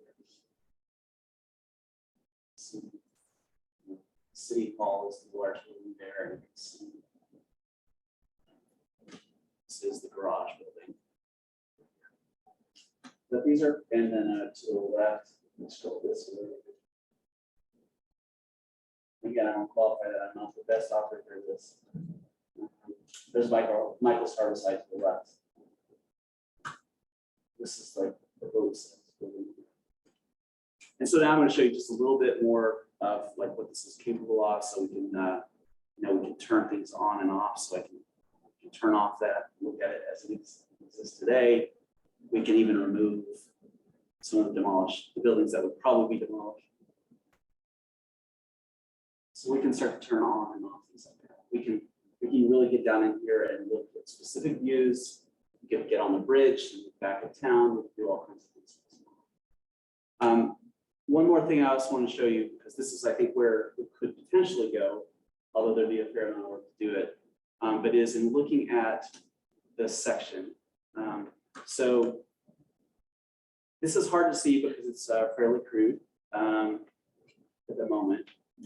But if I put a little motion on it, it makes it easier to see. So what I've done here is sliced through the model now. And this model, this slice can basically go anywhere you want it to be to start to see the relative heights of different things. So we could start to look at more orthogonal views that way. And that's really with a mind towards creating, let's see, this, some of these kinds of diagrams will really see with a little more precision the relative height between things. We could start to recreate some of these things with, big boxes, just, rough masses, no architectural principles here. So I think this is where, I'd like to stop and see what people think. Bob and I discussed a little bit of like some of the ideas that we could start to explore, like moving some of these boxes around in terms of priorities, where massing could be a bit higher versus lower. But let's just pause at this point and see what. Yeah, I'm trying to just ask for some, I have no idea anything about this.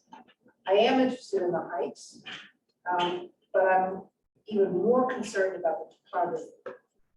And so can you, in some iteration, show us both elevations and in relationship to the topography on the site, so that we're not just looking at a certain type building without considering, oh, well, this one's on X elevation level and that one's on Y. And so they're going to have differences, not because of the absolute height of the building, but because of where it's located. That's what would be really useful, because once we can see where certain heights of buildings can be on this site, then we can propose that for whoever figures out the number of units. Am I on the right track? I'm kind of saying this to see if I really understand where we're going with this. I think that's one way of looking at it. The other way of looking at building height is, for example, at what flood elevation can residential uses start? Right. And so then you can look at a number of floors above that particular elevation. At what elevation can retail exist? So that's a different way of looking at it that separates the planning a little bit from existing contour. But it relates more closely to all of the flood. I like that. So that's, yeah, the way I've been kind of thinking about it is where can I start residential? Right. And it might be I'm doing an upgrade, it might be that I'm excavating to create parking below or something, but I know I can start residential at a certain elevation. And I can go. So I think we can look at it. Any number That's the direction. Because it's more specific to our concerns on zoning. Than just. If you assume 10 feet floor to floor for a residential building, which is fairly standard, you can go a little bit more than that. That is an increment that you could start looking at in terms of overall building. So I turned this on. It's the only, as far as we've gone with alternate maps and scenarios. And this is one of the concepts that we floated in one of our meetings about equity. That's at the 13th foot. That gets to the 13 feet. And this is really interesting to me because I've been playing this model for a few hours and didn't really know what this was going to look like until I modeled it. With some precision vertically. I don't want to persuade anyone with what it looks like, but I was surprised at what it looked like. To get it put in there at 13 feet. Before you put any buildings. So I had to follow, I'm not sure it's actually following up what Bonnie asked. So if we're thinking not just about buildings, but about the land form. How difficult is it for you with this model to show the road being lifted out of the flood? As we talked about in our sidewalk, to go up to bring the grade up 6 feet and then start, the buildings going up from there. Not hard at all, because that's basically what I did. I think the challenge that I have, because it's my hand, and would want to be more collaborative than that, is where is the road? Some directions on where things actually are without designing, because I don't want to design. So if you took one of their scenarios, one of their applications, so okay, we have to bring the road up in order for it to be the road that they actually show on the plan to get it out of the flood. Out of the, not even out of the flood, out of the future high tide. That kind of affects, because it's sort of what Bonnie's saying in a way is it's the relationship not just of building to our current grade, but we have to think about what our future grade is going to be. And if you take 6, if you subtract 6 feet of building space, essentially, that kind of limits what unless you go up higher. Right. So in other words, take that first application scheme, put the podium in and raise everything up by that amount, see what that looks like. So by the podium, are you talking about, I thought by the podium that was sort of like the base of the building, that you're by podium, you actually mean how much fill is going in to make the road. It could be either fill or a parking structure that is in that same location. I think those are two ideas that have been discussed. Either way, you're raising the buildings and putting something underneath it, right? Whether it's parking or raising the land in front of it too. So it's not just under the building. I'm not so concerned about I'm really concerned about how you make this area resilient to sea level rise and how that goes, how that transition goes. Because you got right now, you've got the 2-foot contours. You can see that they're very close together near Merrimack Street, very far apart from the river. And if you actually make this more resilient, it's going to be closer together to the river, and even further apart near Merrimack Street. You're going to get the steepness closer to the river and a flatter area near Merrimack Street in order for the whole, not just for the buildings to work, but for walking and driving and so forth. Yeah, so we could illustrate a berm, basically, of varying widths along the river. Yeah, so we could do that. Some related questions, and maybe this is starting by James from Cal, are the buildings actually extruded off of topography? So I was hoping to supplement Ray's question, Bonnie's question, but assuming that you have, either a plan committee D or someone that's a sketch plan here in the West, you're able to adjust the towboat if you want where we might go, taking out of the sea level rise, for instance, like you just talked about. But are are the buildings now, or would you be able to sort of extrude them essentially out to 5 meters of Bonnie's question? You'd want to see a 3, 4, 5-story building in relation to grade, might look different, higher in Merrimack Street because it's actually grade. So I just don't know whether that's something that you're doing in blocks or whether or not it's actually extruded off of the 5 meter. Yeah, so one of the things you could do, this as an example of what I think you're talking about, is you could take some of these, and I'm not gonna be quick with this because this goes beyond, but you can make some of them taller, right? You do this kind of thing, which I think is what you're getting at. Right. Some could be taller, some could be shorter, which I think is one of the comments we had was that this was monotonous, they're all the same, so we could start exploring that. It's not exactly what you're saying because you're talking about grades as well, so Right. Is that harder for you to sort of like, for instance, obviously you adjusted layers to use for photo, for instance, but is it hard for you to manipulate the ground level? Maybe it's easier for you to work with building height to elevations in this model than it is to extrude and bury the land. Or is that? they're both possible. I guess one of the things I'm curious about now that I've been thinking about this three-dimensionally more than others, at least recently, not in the past, but at least in the last couple of weeks, is, like, are we shooting for a maximum height from a visual perspective from off-site?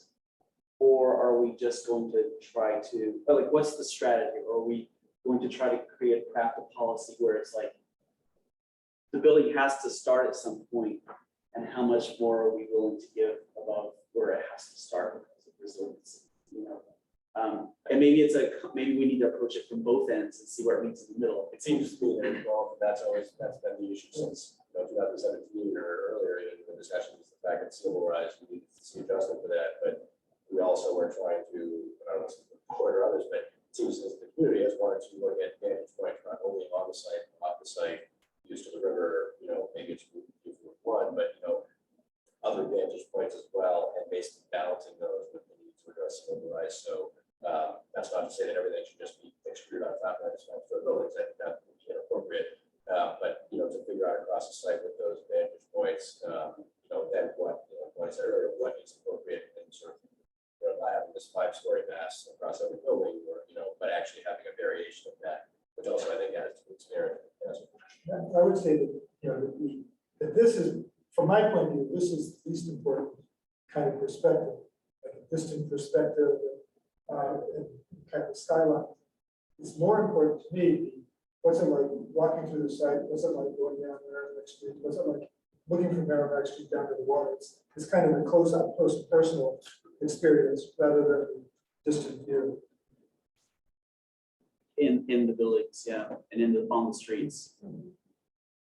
You actually, when you started off, you said something about vertical being maybe not as exact as the horizontal. You were talking about the existing buildings, right? But you've got pretty good, these proposed buildings or hypothetical buildings are actually measured.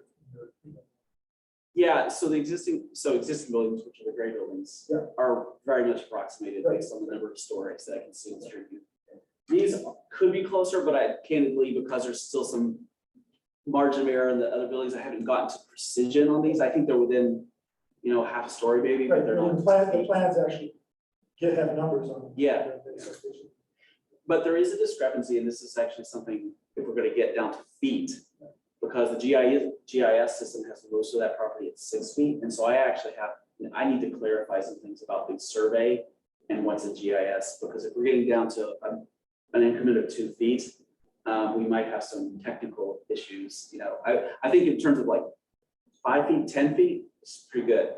Getting down to 2 feet, I think we're getting probably a little too precise. Depending on how much time you want to spend or something else you want to spend on this, we do have an existing conditions plan that if someone wanted to sort of, I don't know if we get the CAD plan first yet, but to take the topo line and try to work up with that and a little more accuracy than 2 feet. But again, it goes down how much time is spent to create them all. Right, and what are we really, because I don't think we're trying to design the site, we're just trying to put some basic parameters on the envelopes of buildings that we think work. One more thing I'd like to say and show, I think I have it here. Yeah, it's not just heights. We talk a lot about heights, but we could explore also. So what I did was I took that the boat sales building. I'm sorry, I don't know the actual name of it, and I copied it 3 times to put more of it. So we could also explore, a variety of buildings too, like maybe, more massing in the center and taller buildings where it can tolerate it, but, breaking it down along the water's edge, in addition to all the grading stuff that we're talking about, but maybe it's even 2 different zones that feel different, we could explore things like that as well. Around the embayment, we've got a bunch of trees. Are those just things that you just copy and paste in your? Yeah, but there's very little precision here. Well, I'm just wondering whether you could put those into the plan as well. Of course, and cars and people, I was struggling with what could give this scale, because like this, it's really hard. So here's a cluster of people that you can see. I was gonna start sprinkling around, but we're looking at this as such a. In the front of the right. There's Rick there, yeah. We're looking at this as such a, a macro scale. It seems kind of silly to start working at that level yet, but that, adding things that give it a sense of scale beyond just boxes, since we're not going to design the boxes with windows and eaves and cornices, could really help give it some scale. Because when I was looking at the plans that were submitted to us, I was questioning whether they were realistic, because they showed trees, but I didn't think the trees could fit where they were. It was like the scales weren't correct. And so it would be nice to, obviously we're nowhere near that. But at some point, if we're talking about space in the buildings, it's going to be interesting to know whether those buildings are spaced to be just buildings or there's room for other stuff. Yes, Bob asked me, the widths of these buildings, these are now measurable. You can take a tape measure. This is the tape measure tool. You can measure the widths of these buildings. So they were under 60 feet.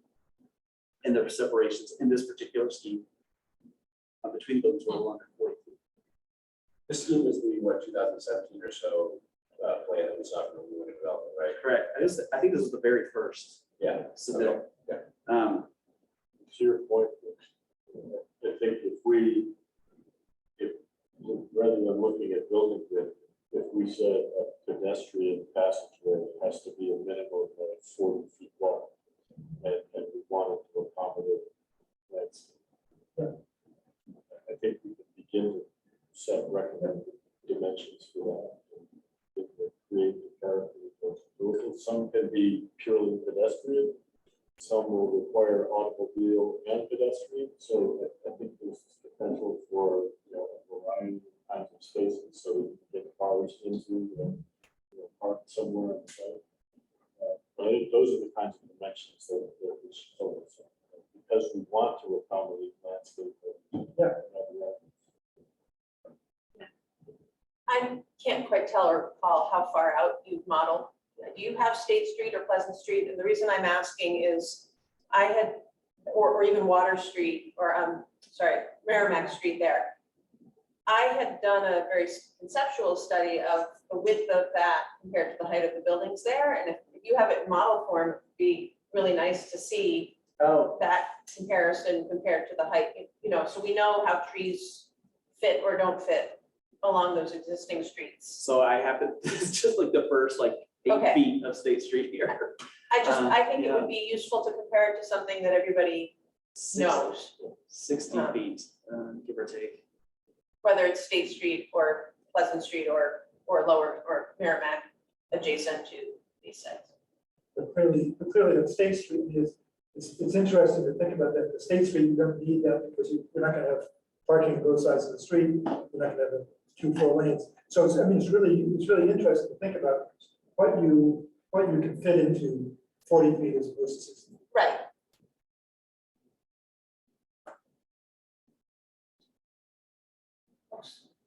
Very useful.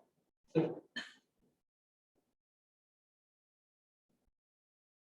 don't know if this is a crazy idea. I am so resistant to modeling, even for practice purposes, which maybe we've already over anything that NED gave us before. It feels like we're tying ourselves to something that we don't want. So I'm wondering if, or what information you need. I may have asked this question before, but we're more in a position now to be able to try to answer it. To block out the space for open space and for buildings. Generically, now we're not going to design it, but we need to do that to understand what we should put into the zoning, right? That's what this is all about. This isn't to show everybody what we'd like to see as a proposal from the applicant. It's just a tool to get us to the numbers on the page that are going to turn into an ordinance. And it helps us and will help everybody else to visualize what we want. So the idea that we don't have too much detail is great. But so far, everything that people have suggested would add to the overall scenario. And I'm just wondering that scratch as opposed to building. Well, if I'm not mistaken, I feel like part of that is an iterative process because you have to define public space in some way. And so it might be hard for Jamie, for instance, to, allow sort of randomly picking where building footprints are going to go. To me, there's one benefit, for instance, like the boat actually plaza or piazza or whatever they call it from the NP plan. To me, that I feel like it could be a successful space there with the sort of wraparound of building, regardless of the details we don't have way. It could be a successful space, but without having some sense of what the public realm is going to look like, there might be east-west connection, we don't certain hardware, right? But beyond that, unless Jamie's got some direction as to where he's putting building footprints or the sizes of them, it's hard to otherwise just sort of randomly doing it. You wouldn't necessarily want to show masses without the development or creation of public space, which is a little bit there. So this is the dilemma. We're not going to design the whole thing, and yet we need a design to get a sense of the massing. So someone help me, please. I think rather than focus on the buildings right now, I would focus on connections, circulation. I think we think that Market Street, for example, should extend into the site, and that suggests that that's a place where automobiles may enter the site. The existing condominium building, that street there, that's access to their parking. So that connection has an automobile component. There's already automobiles over by the Tustin Sea Grill, and there's the beginning of a connection for cars coming parallel to the waterfront that way. So there is that potential. I'm not saying that's the right thing to do, but there's that potential. And then in between, starting to get to these kind of 40-foot dimensions and what we want to see for the scale of a pedestrian. In between those are perhaps the pedestrian connection, street down to the road. And that starts to build a kind of master plan framework for this that makes the kinds of connections that you want to see happen. Then the buildings can kind of fill in an obvious way around that. But I think you need to start with something like that and work your way into what that means for the public realm.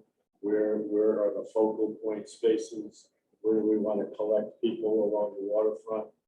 Those are the kinds of decisions you can make that don't lead you into designing the building.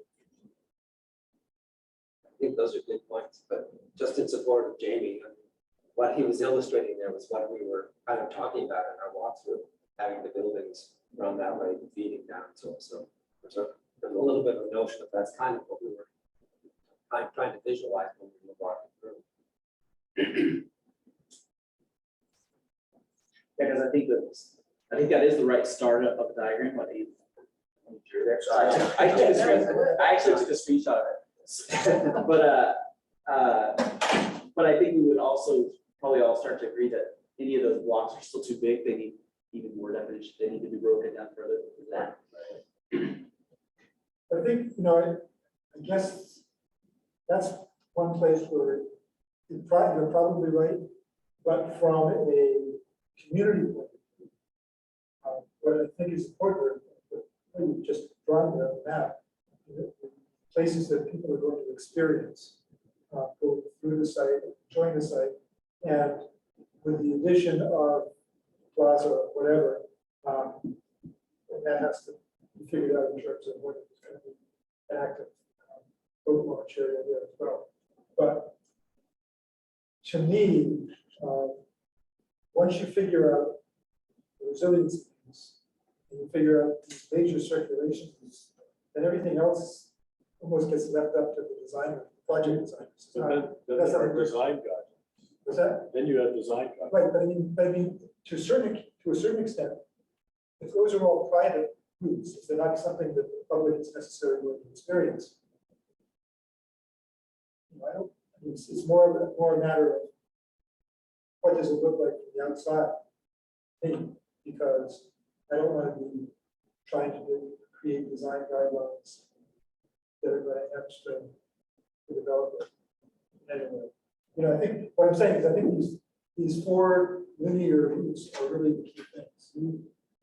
Yeah, I think you nailed it, Andy nailed it. I would even get rid of the one on the left. Well, I would get rid of the horizontal one. Oh, no. Because I don't want that for vehicles. Oh, no, but we need to get in, if there's gonna be something happening. It could be public space, not for people. Yeah, Right. Oh, okay, I thought when you drew that one, I heard. No, sorry, I was actually thinking not just about what might be for vehicles, but actually. Oh, that's fine. It's important circulation. Yeah. Bonnie, that's one of the fundamental decisions. Do you want to allow cars to the water?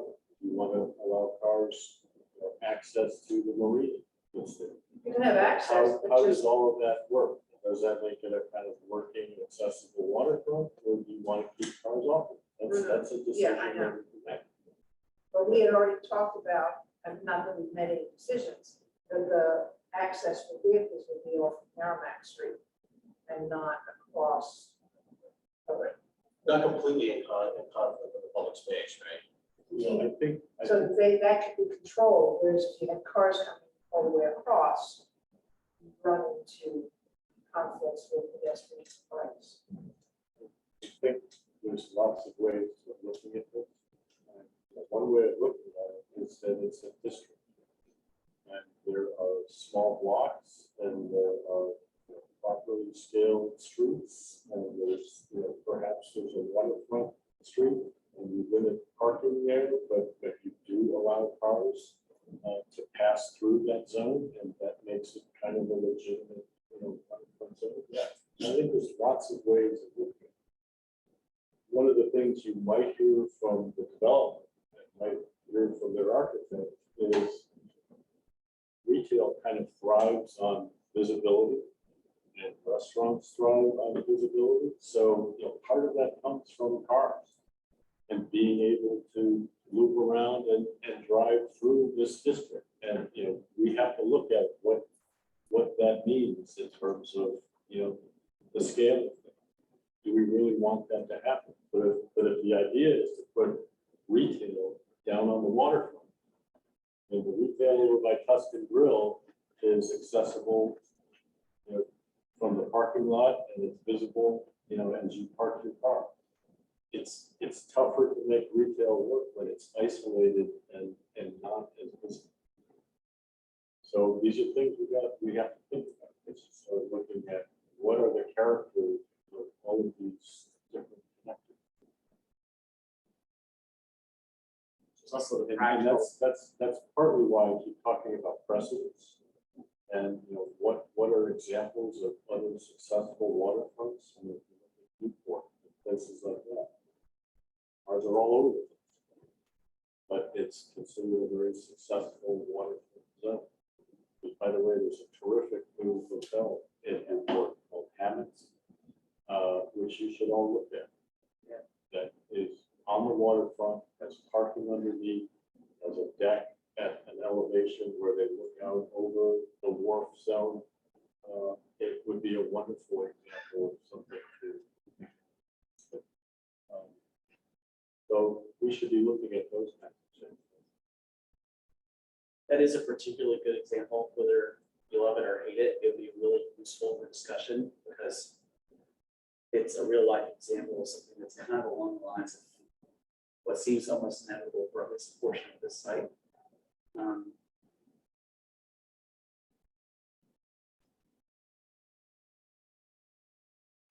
We have a tool. And it's just a certain point, but it's a Let's put it here.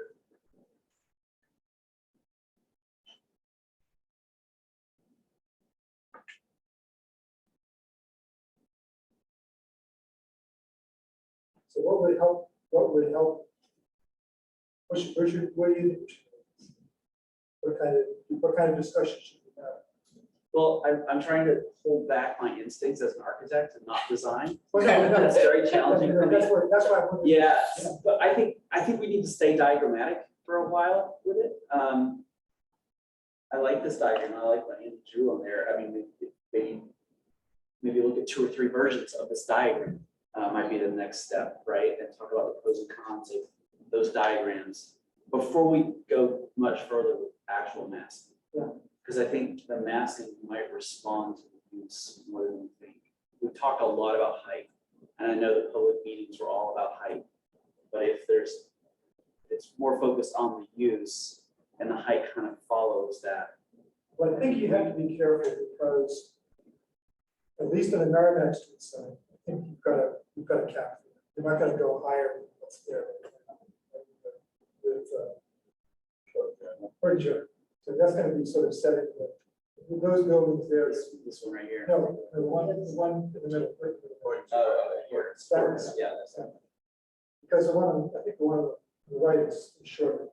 But I think that's gonna be, that's kind of giving you your ceiling, and what happens as you go down the slope.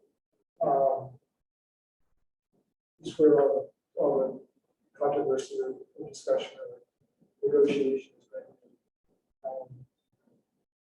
And I think this really helps because you've got that elevation. I don't think anybody's proposed anything higher than that. But AD's proposed anything. I don't believe Really they're higher. higher than that. That's sort of a point of agreement there. I mean, I would be devil's advocate. I mean, what if you got more height in the middle, but you could free up and have really low rise stuff all along the edge? What if that was a really nice? Low rise up on there. Yeah, or no, along the waterfront and Merrimack, around the perimeter, basically. Think of it more like a. Well, I don't think we need, that's a good discussion. I don't think we need low rise in Merrimack Street because we're beginning to develop between parking garage and the new building that's being completed on Market Street. We're beginning to get that kind of sense of urban height. Well, let me be more specific because one of the things that I think we've talked about is an incentive for a hotel, right? And so like whatever envelope we might come up with, we might think of an incentive bonus for a hotel. So where would you want that to be, you know? Yeah, that's a really good point. I think that, and if you do that, I think that should be very defined where that is. You don't want to have a bonus for a hotel that's allowed anywhere on the site. Right. You want to have a specific location. Right. Yeah. I put it there.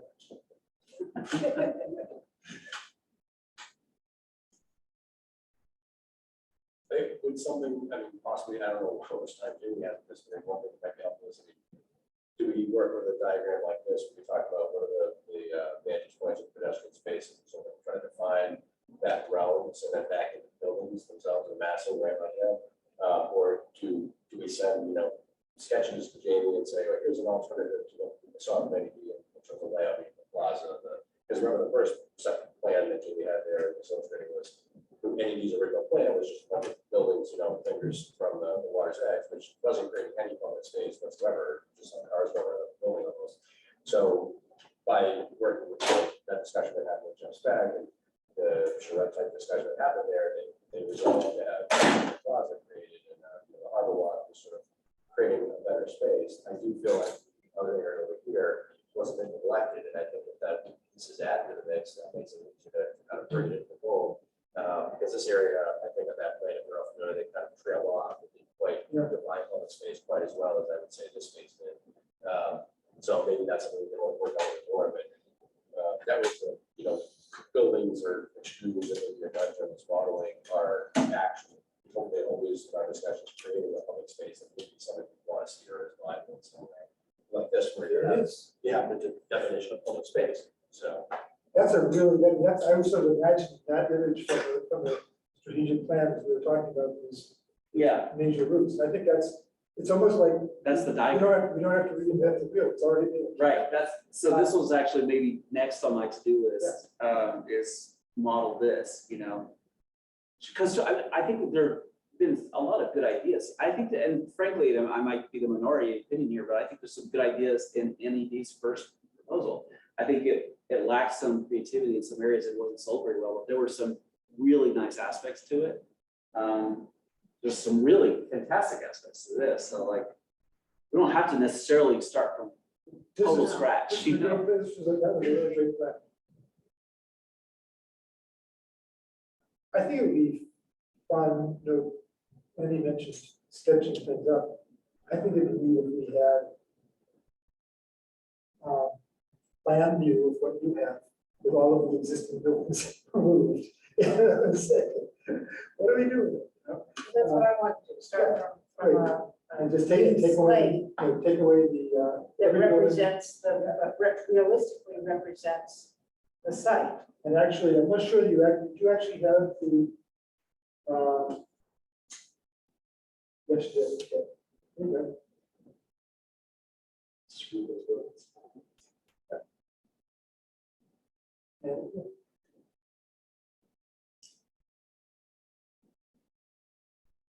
it gives us, that's our blank slate, literally. And this you calculated was approximately 6.5 acres, right? Yeah. Is that jive with what you know? That's not right, yeah. It wasn't- We said it's not 8 acres. Not 8 acres, no. Yeah, I think that might have been thinking of the entire district, which is, that would make more sense for what the Western Village District has a right. Yeah. So we're talking about 6.5 acres of developable space. Well, it may not all be usable, but it's land area. Right, because this area right here is marsh. There's a good chunk of this. Right. That's not developable.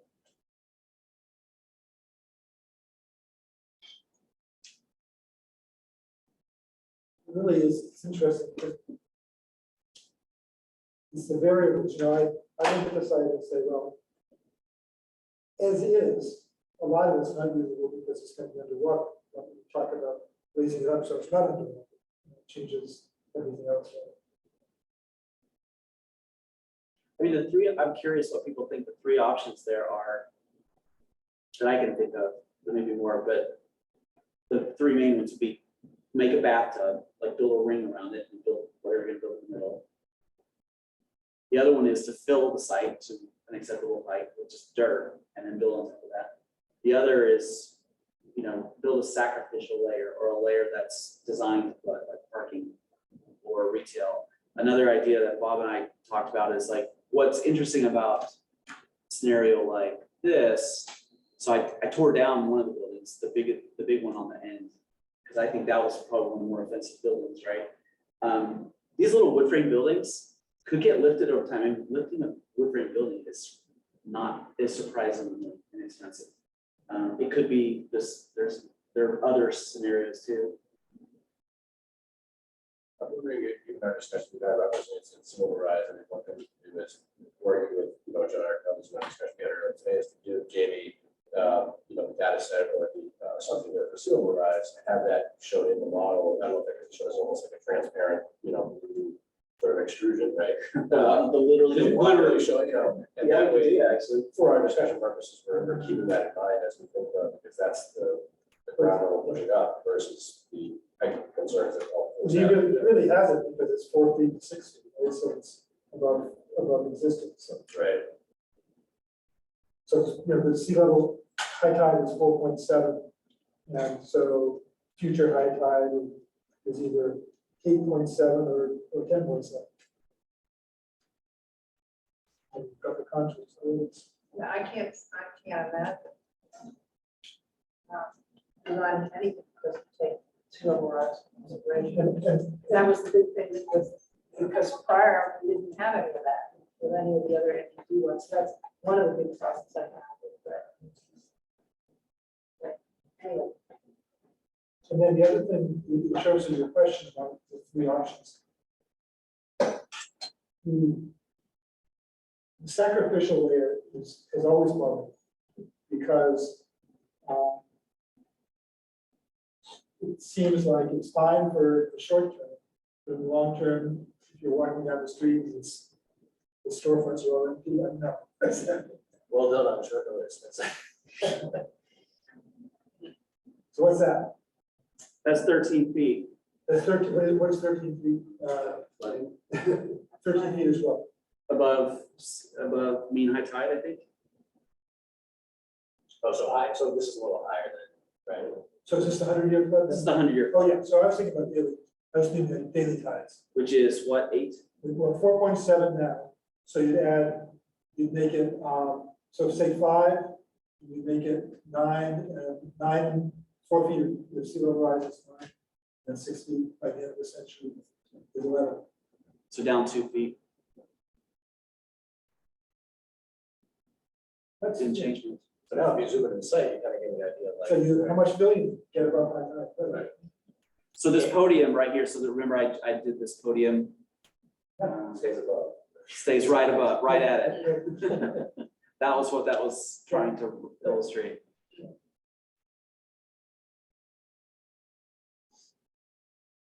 But That's I pretty guess crazy, actually. it's almost a mapping it almost becomes irrelevant because you know you have to fill up, Make it useful. That tells me I don't want to build anything. But no, I mean, when you Puts look me out at, of a job. when you look at the, For 2 minutes. We Ring of honor. when you look at the map from 1894, and you see that water was lapping in Merrimack Street in 1894, and we filled all that.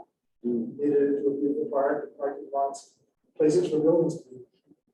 So it's, you know, they could do it in 1894, they could do it in 2090. That's a lot The more. environment hasn't changed. Better do a lot more film than suggested. 6 feet they were put in there. No, this I think is appropriate. This is what it is. This is 6 feet. Yeah, the difference, I guess, with the NED, the sketch plan we talked about with NED a couple years back was that like they were tapering it properly. Tapering the end. Whereas what he's got here just for illustrative purposes, like pointing across the site, That's right? Yeah. But then we have to worry about, flooding. We're not gonna have to worry about runoff because waterfront park's gonna be underwater, so we're just flowing. It's 11. I was just reading today about, in the Arab Emirates, they have already built whole parts of cities Artificial on island. artificial land. I think could be out there, but they got nothing to do with their money. Send it over here. Oh, and they're planning more. Maybe we should bring here. They're building expensive houses now. Yeah. So they. So, yeah, we should do different scenarios, but the Phil one seems to be. I won't say. Phil ought to be one of them, you know, produce a sacrificial and Need some Dutch engineers. That's what they say, you know, in the Netherlands, they go all parking under the canals, under the rivers. We can't do it. then, No. I mean, We can't I'm take thinking about Phil being so expensive, forget about it. No, but if you feel, I mean, this gets back to the podium, I think, so if I'm understanding it, correctly, if you build up the podium and you have parking underneath the podium. And you have it, that's the bathtub, it's Right. Yeah. This is the water at 11 in the podium here. and you have some way to get down under that 13. Like that.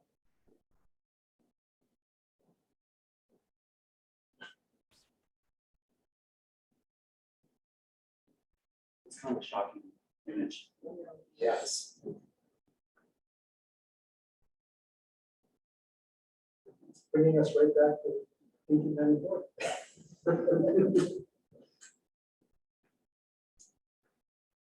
Yeah, and there is, I don't think we should be thinking about financial feasibility at this point.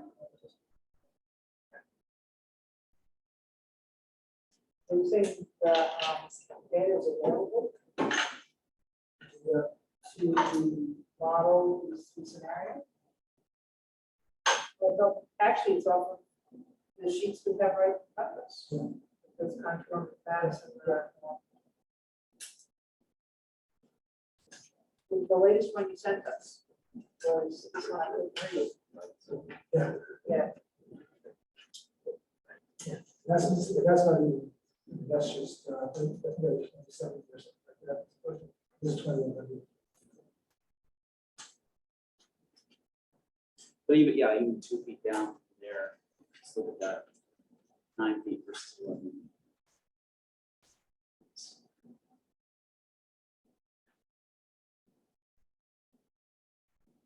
Doesn't change Yeah, much. that's it. That's it. It didn't change much. I mean, a little bit. It's because it's so steep going up and down. These islands pop out. Yeah. That's the berm, right? Right, so do more of these, that's, you know.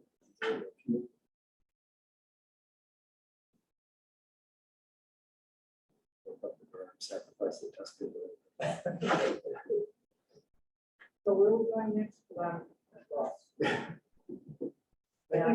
thought we were going to be, one suggestion was to just sketch out some ideas. That we react to the have. So us sketching out our thoughts. Yeah, I just, hopefully minimizing that to something going to the fair James time, and that would give Jamie something to do for alternative to the native plan here, right? Yeah. I'm sure there are a couple of other examples that we can pan around and see how does that affect the mass and the visual space, the heights, and visualize. What are the first ones that I want to have those sketches? One thing, it's really, that's. Yeah, I've been coming back around to this, like, I think it's great, it's fantastic. It incorporates so much of what we're already saying. Model that one? Yeah, I would, Use that as a starting point? yeah, I think this is. I think it's, yeah. So that plan led to, or that sketch led to more detail, right? With buildings, showing the buildings, courtyards, and everything like that, in the same report.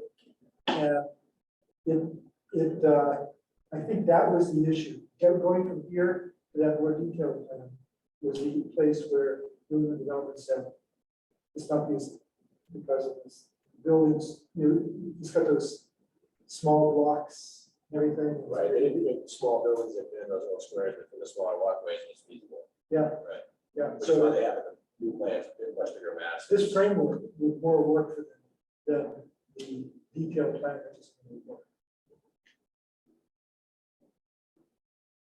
I think that the trap or whatever it is, the strategic plan, which I love, was trying to mimic the scale of historic. And doing the development doesn't have to get the world to do that. They bigger. And probably because of all the costs, the site costs. So it's if you look at I think we almost have to end up accepting the fact that what is there is not going to be in any way like historic Newburyport. It's going to be a much larger scale, just because of the economics of building. But if we keep this framework intact, that will get us a lot of what we want. But it's interesting to say activities where you have to do Market Street, right? That is a building that's, That's a nice, yeah, but I think they don't have the same site costs. They do get close to the water. I think that's what the issue is. And New Development doesn't think that's small. Yeah. Yeah, I'm thinking of it more as an entity or scale thing, as opposed to it's not feasible. Right. Doing multiple 2-6 actually. Maybe there's a certain point where it does become feasible, like it may not be a significant financial benefit to them. But there's something that's maybe viable in there. You're right. Yeah. Oh, that's true. The other thing is, and this is back to design issues, you can have the feel of small buildings with larger buildings by breaking it up, by having open spaces through them. I'm looking at, different examples of big buildings that feel small, or take advantage of, adapt to windy situations in addition to water situations. this is the Hammond Hotel Bob mentioned. I actually stayed there last summer right when it opened. I was thinking about this at all. Exactly what I was thinking. It's really nice. And I actually just found another image, which is not the more attractive side of it necessarily, but shows you how it works. There's this elevated platform, which is a great public space. The whole thing is parking underneath. Yeah. That's it. And a lot more building. Normally would imagine two boxes. That sounded like Bob. Design of it. This feels like a much smaller scale. This is maybe 25% of the scale of what it was. Well, that was what I was gonna point out. When you look for comparisons, there are pieces that you have to put together that will come to ours to make it total. You're not gonna find something exactly like ours. Maybe getting to give more, something that's more of a festival marketplace kind of thing, you know, like a functional waterfront or something like that, where you have this lower scale, it's got a lot more open space, and so it doesn't feel as dense as a center. But it doesn't, again, it doesn't meet their And the thing is that like the Baltimore waterfront is, Yeah. you know, it's space. Yeah. We've got a really constrained space. If they want, you know, Right. densely. I can't stop them. Yeah, there you go. I can't stop them from moving. It's a movie. It's great though. Oh, you know, that's this. Yes, that's this. Yeah, it's great. All of these are great, One yes. of those. I'll take all of them. I don't think they want to go. Yeah, I encourage anyone to go see it in person.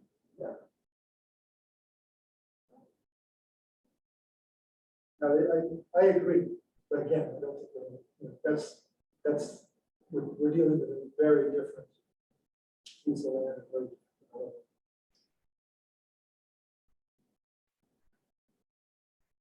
It's very nice. Well, I mean, it occurs to me, I mean, there could be, I mean, if you really wanted to look like a downtown that grew over time, a part of town that grew over time, instead of just popped up like a big Disney World park. No, it should have some variety in it, you know, I mean, this could be one of the 4 major buildings, you know, not the whole thing. And I could see this, to your earlier point, I could see this as fronting on the Wharf Street, you know, that street that goes parallel to the water. And then having that taller, denser building kind of hidden behind it, so you can't really see it walking through, because it's set, the higher building is set back, it's blocked by a setback. So you can actually get that density, as you said, in the site.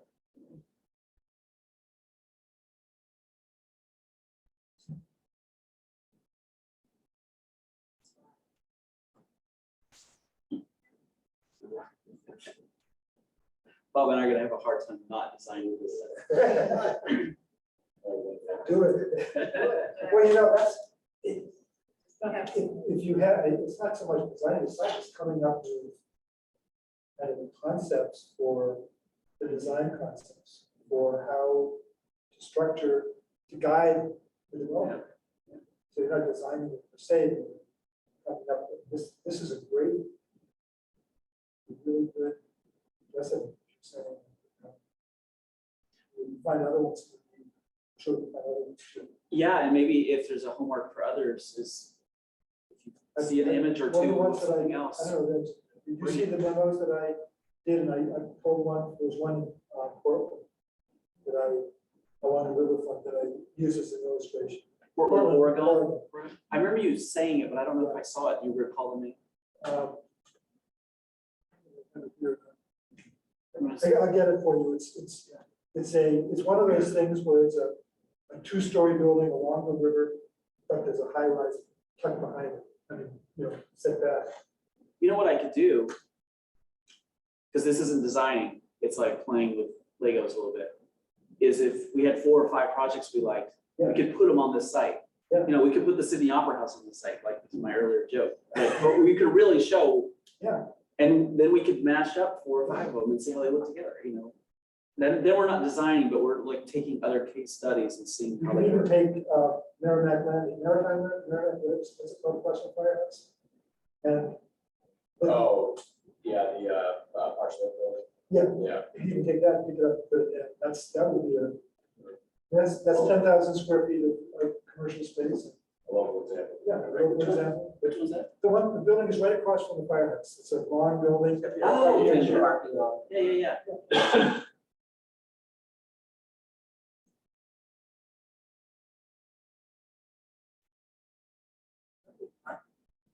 Yeah, so if people want to shoot me an email with the project they like, I can model it. That's actually easier to That do. would be really, that would be than great. creating Because then something you from think about scratch. how does it actually work? Does how I imagine it fitting Yeah, in the waterfront actually fit? and then we can even move them around, rotate them, we can lift them up and down.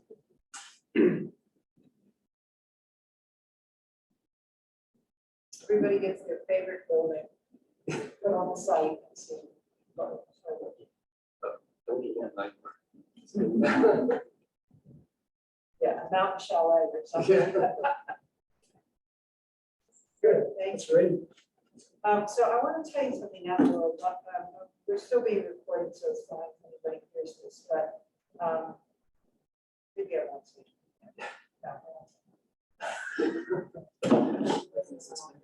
I'm sorry. Was that a motion to adjourn? That was a motion to adjourn, yeah. May I have a motion to adjourn, please? So. Thank you, Rick. Second. Second, all those in favor? Aye. All right,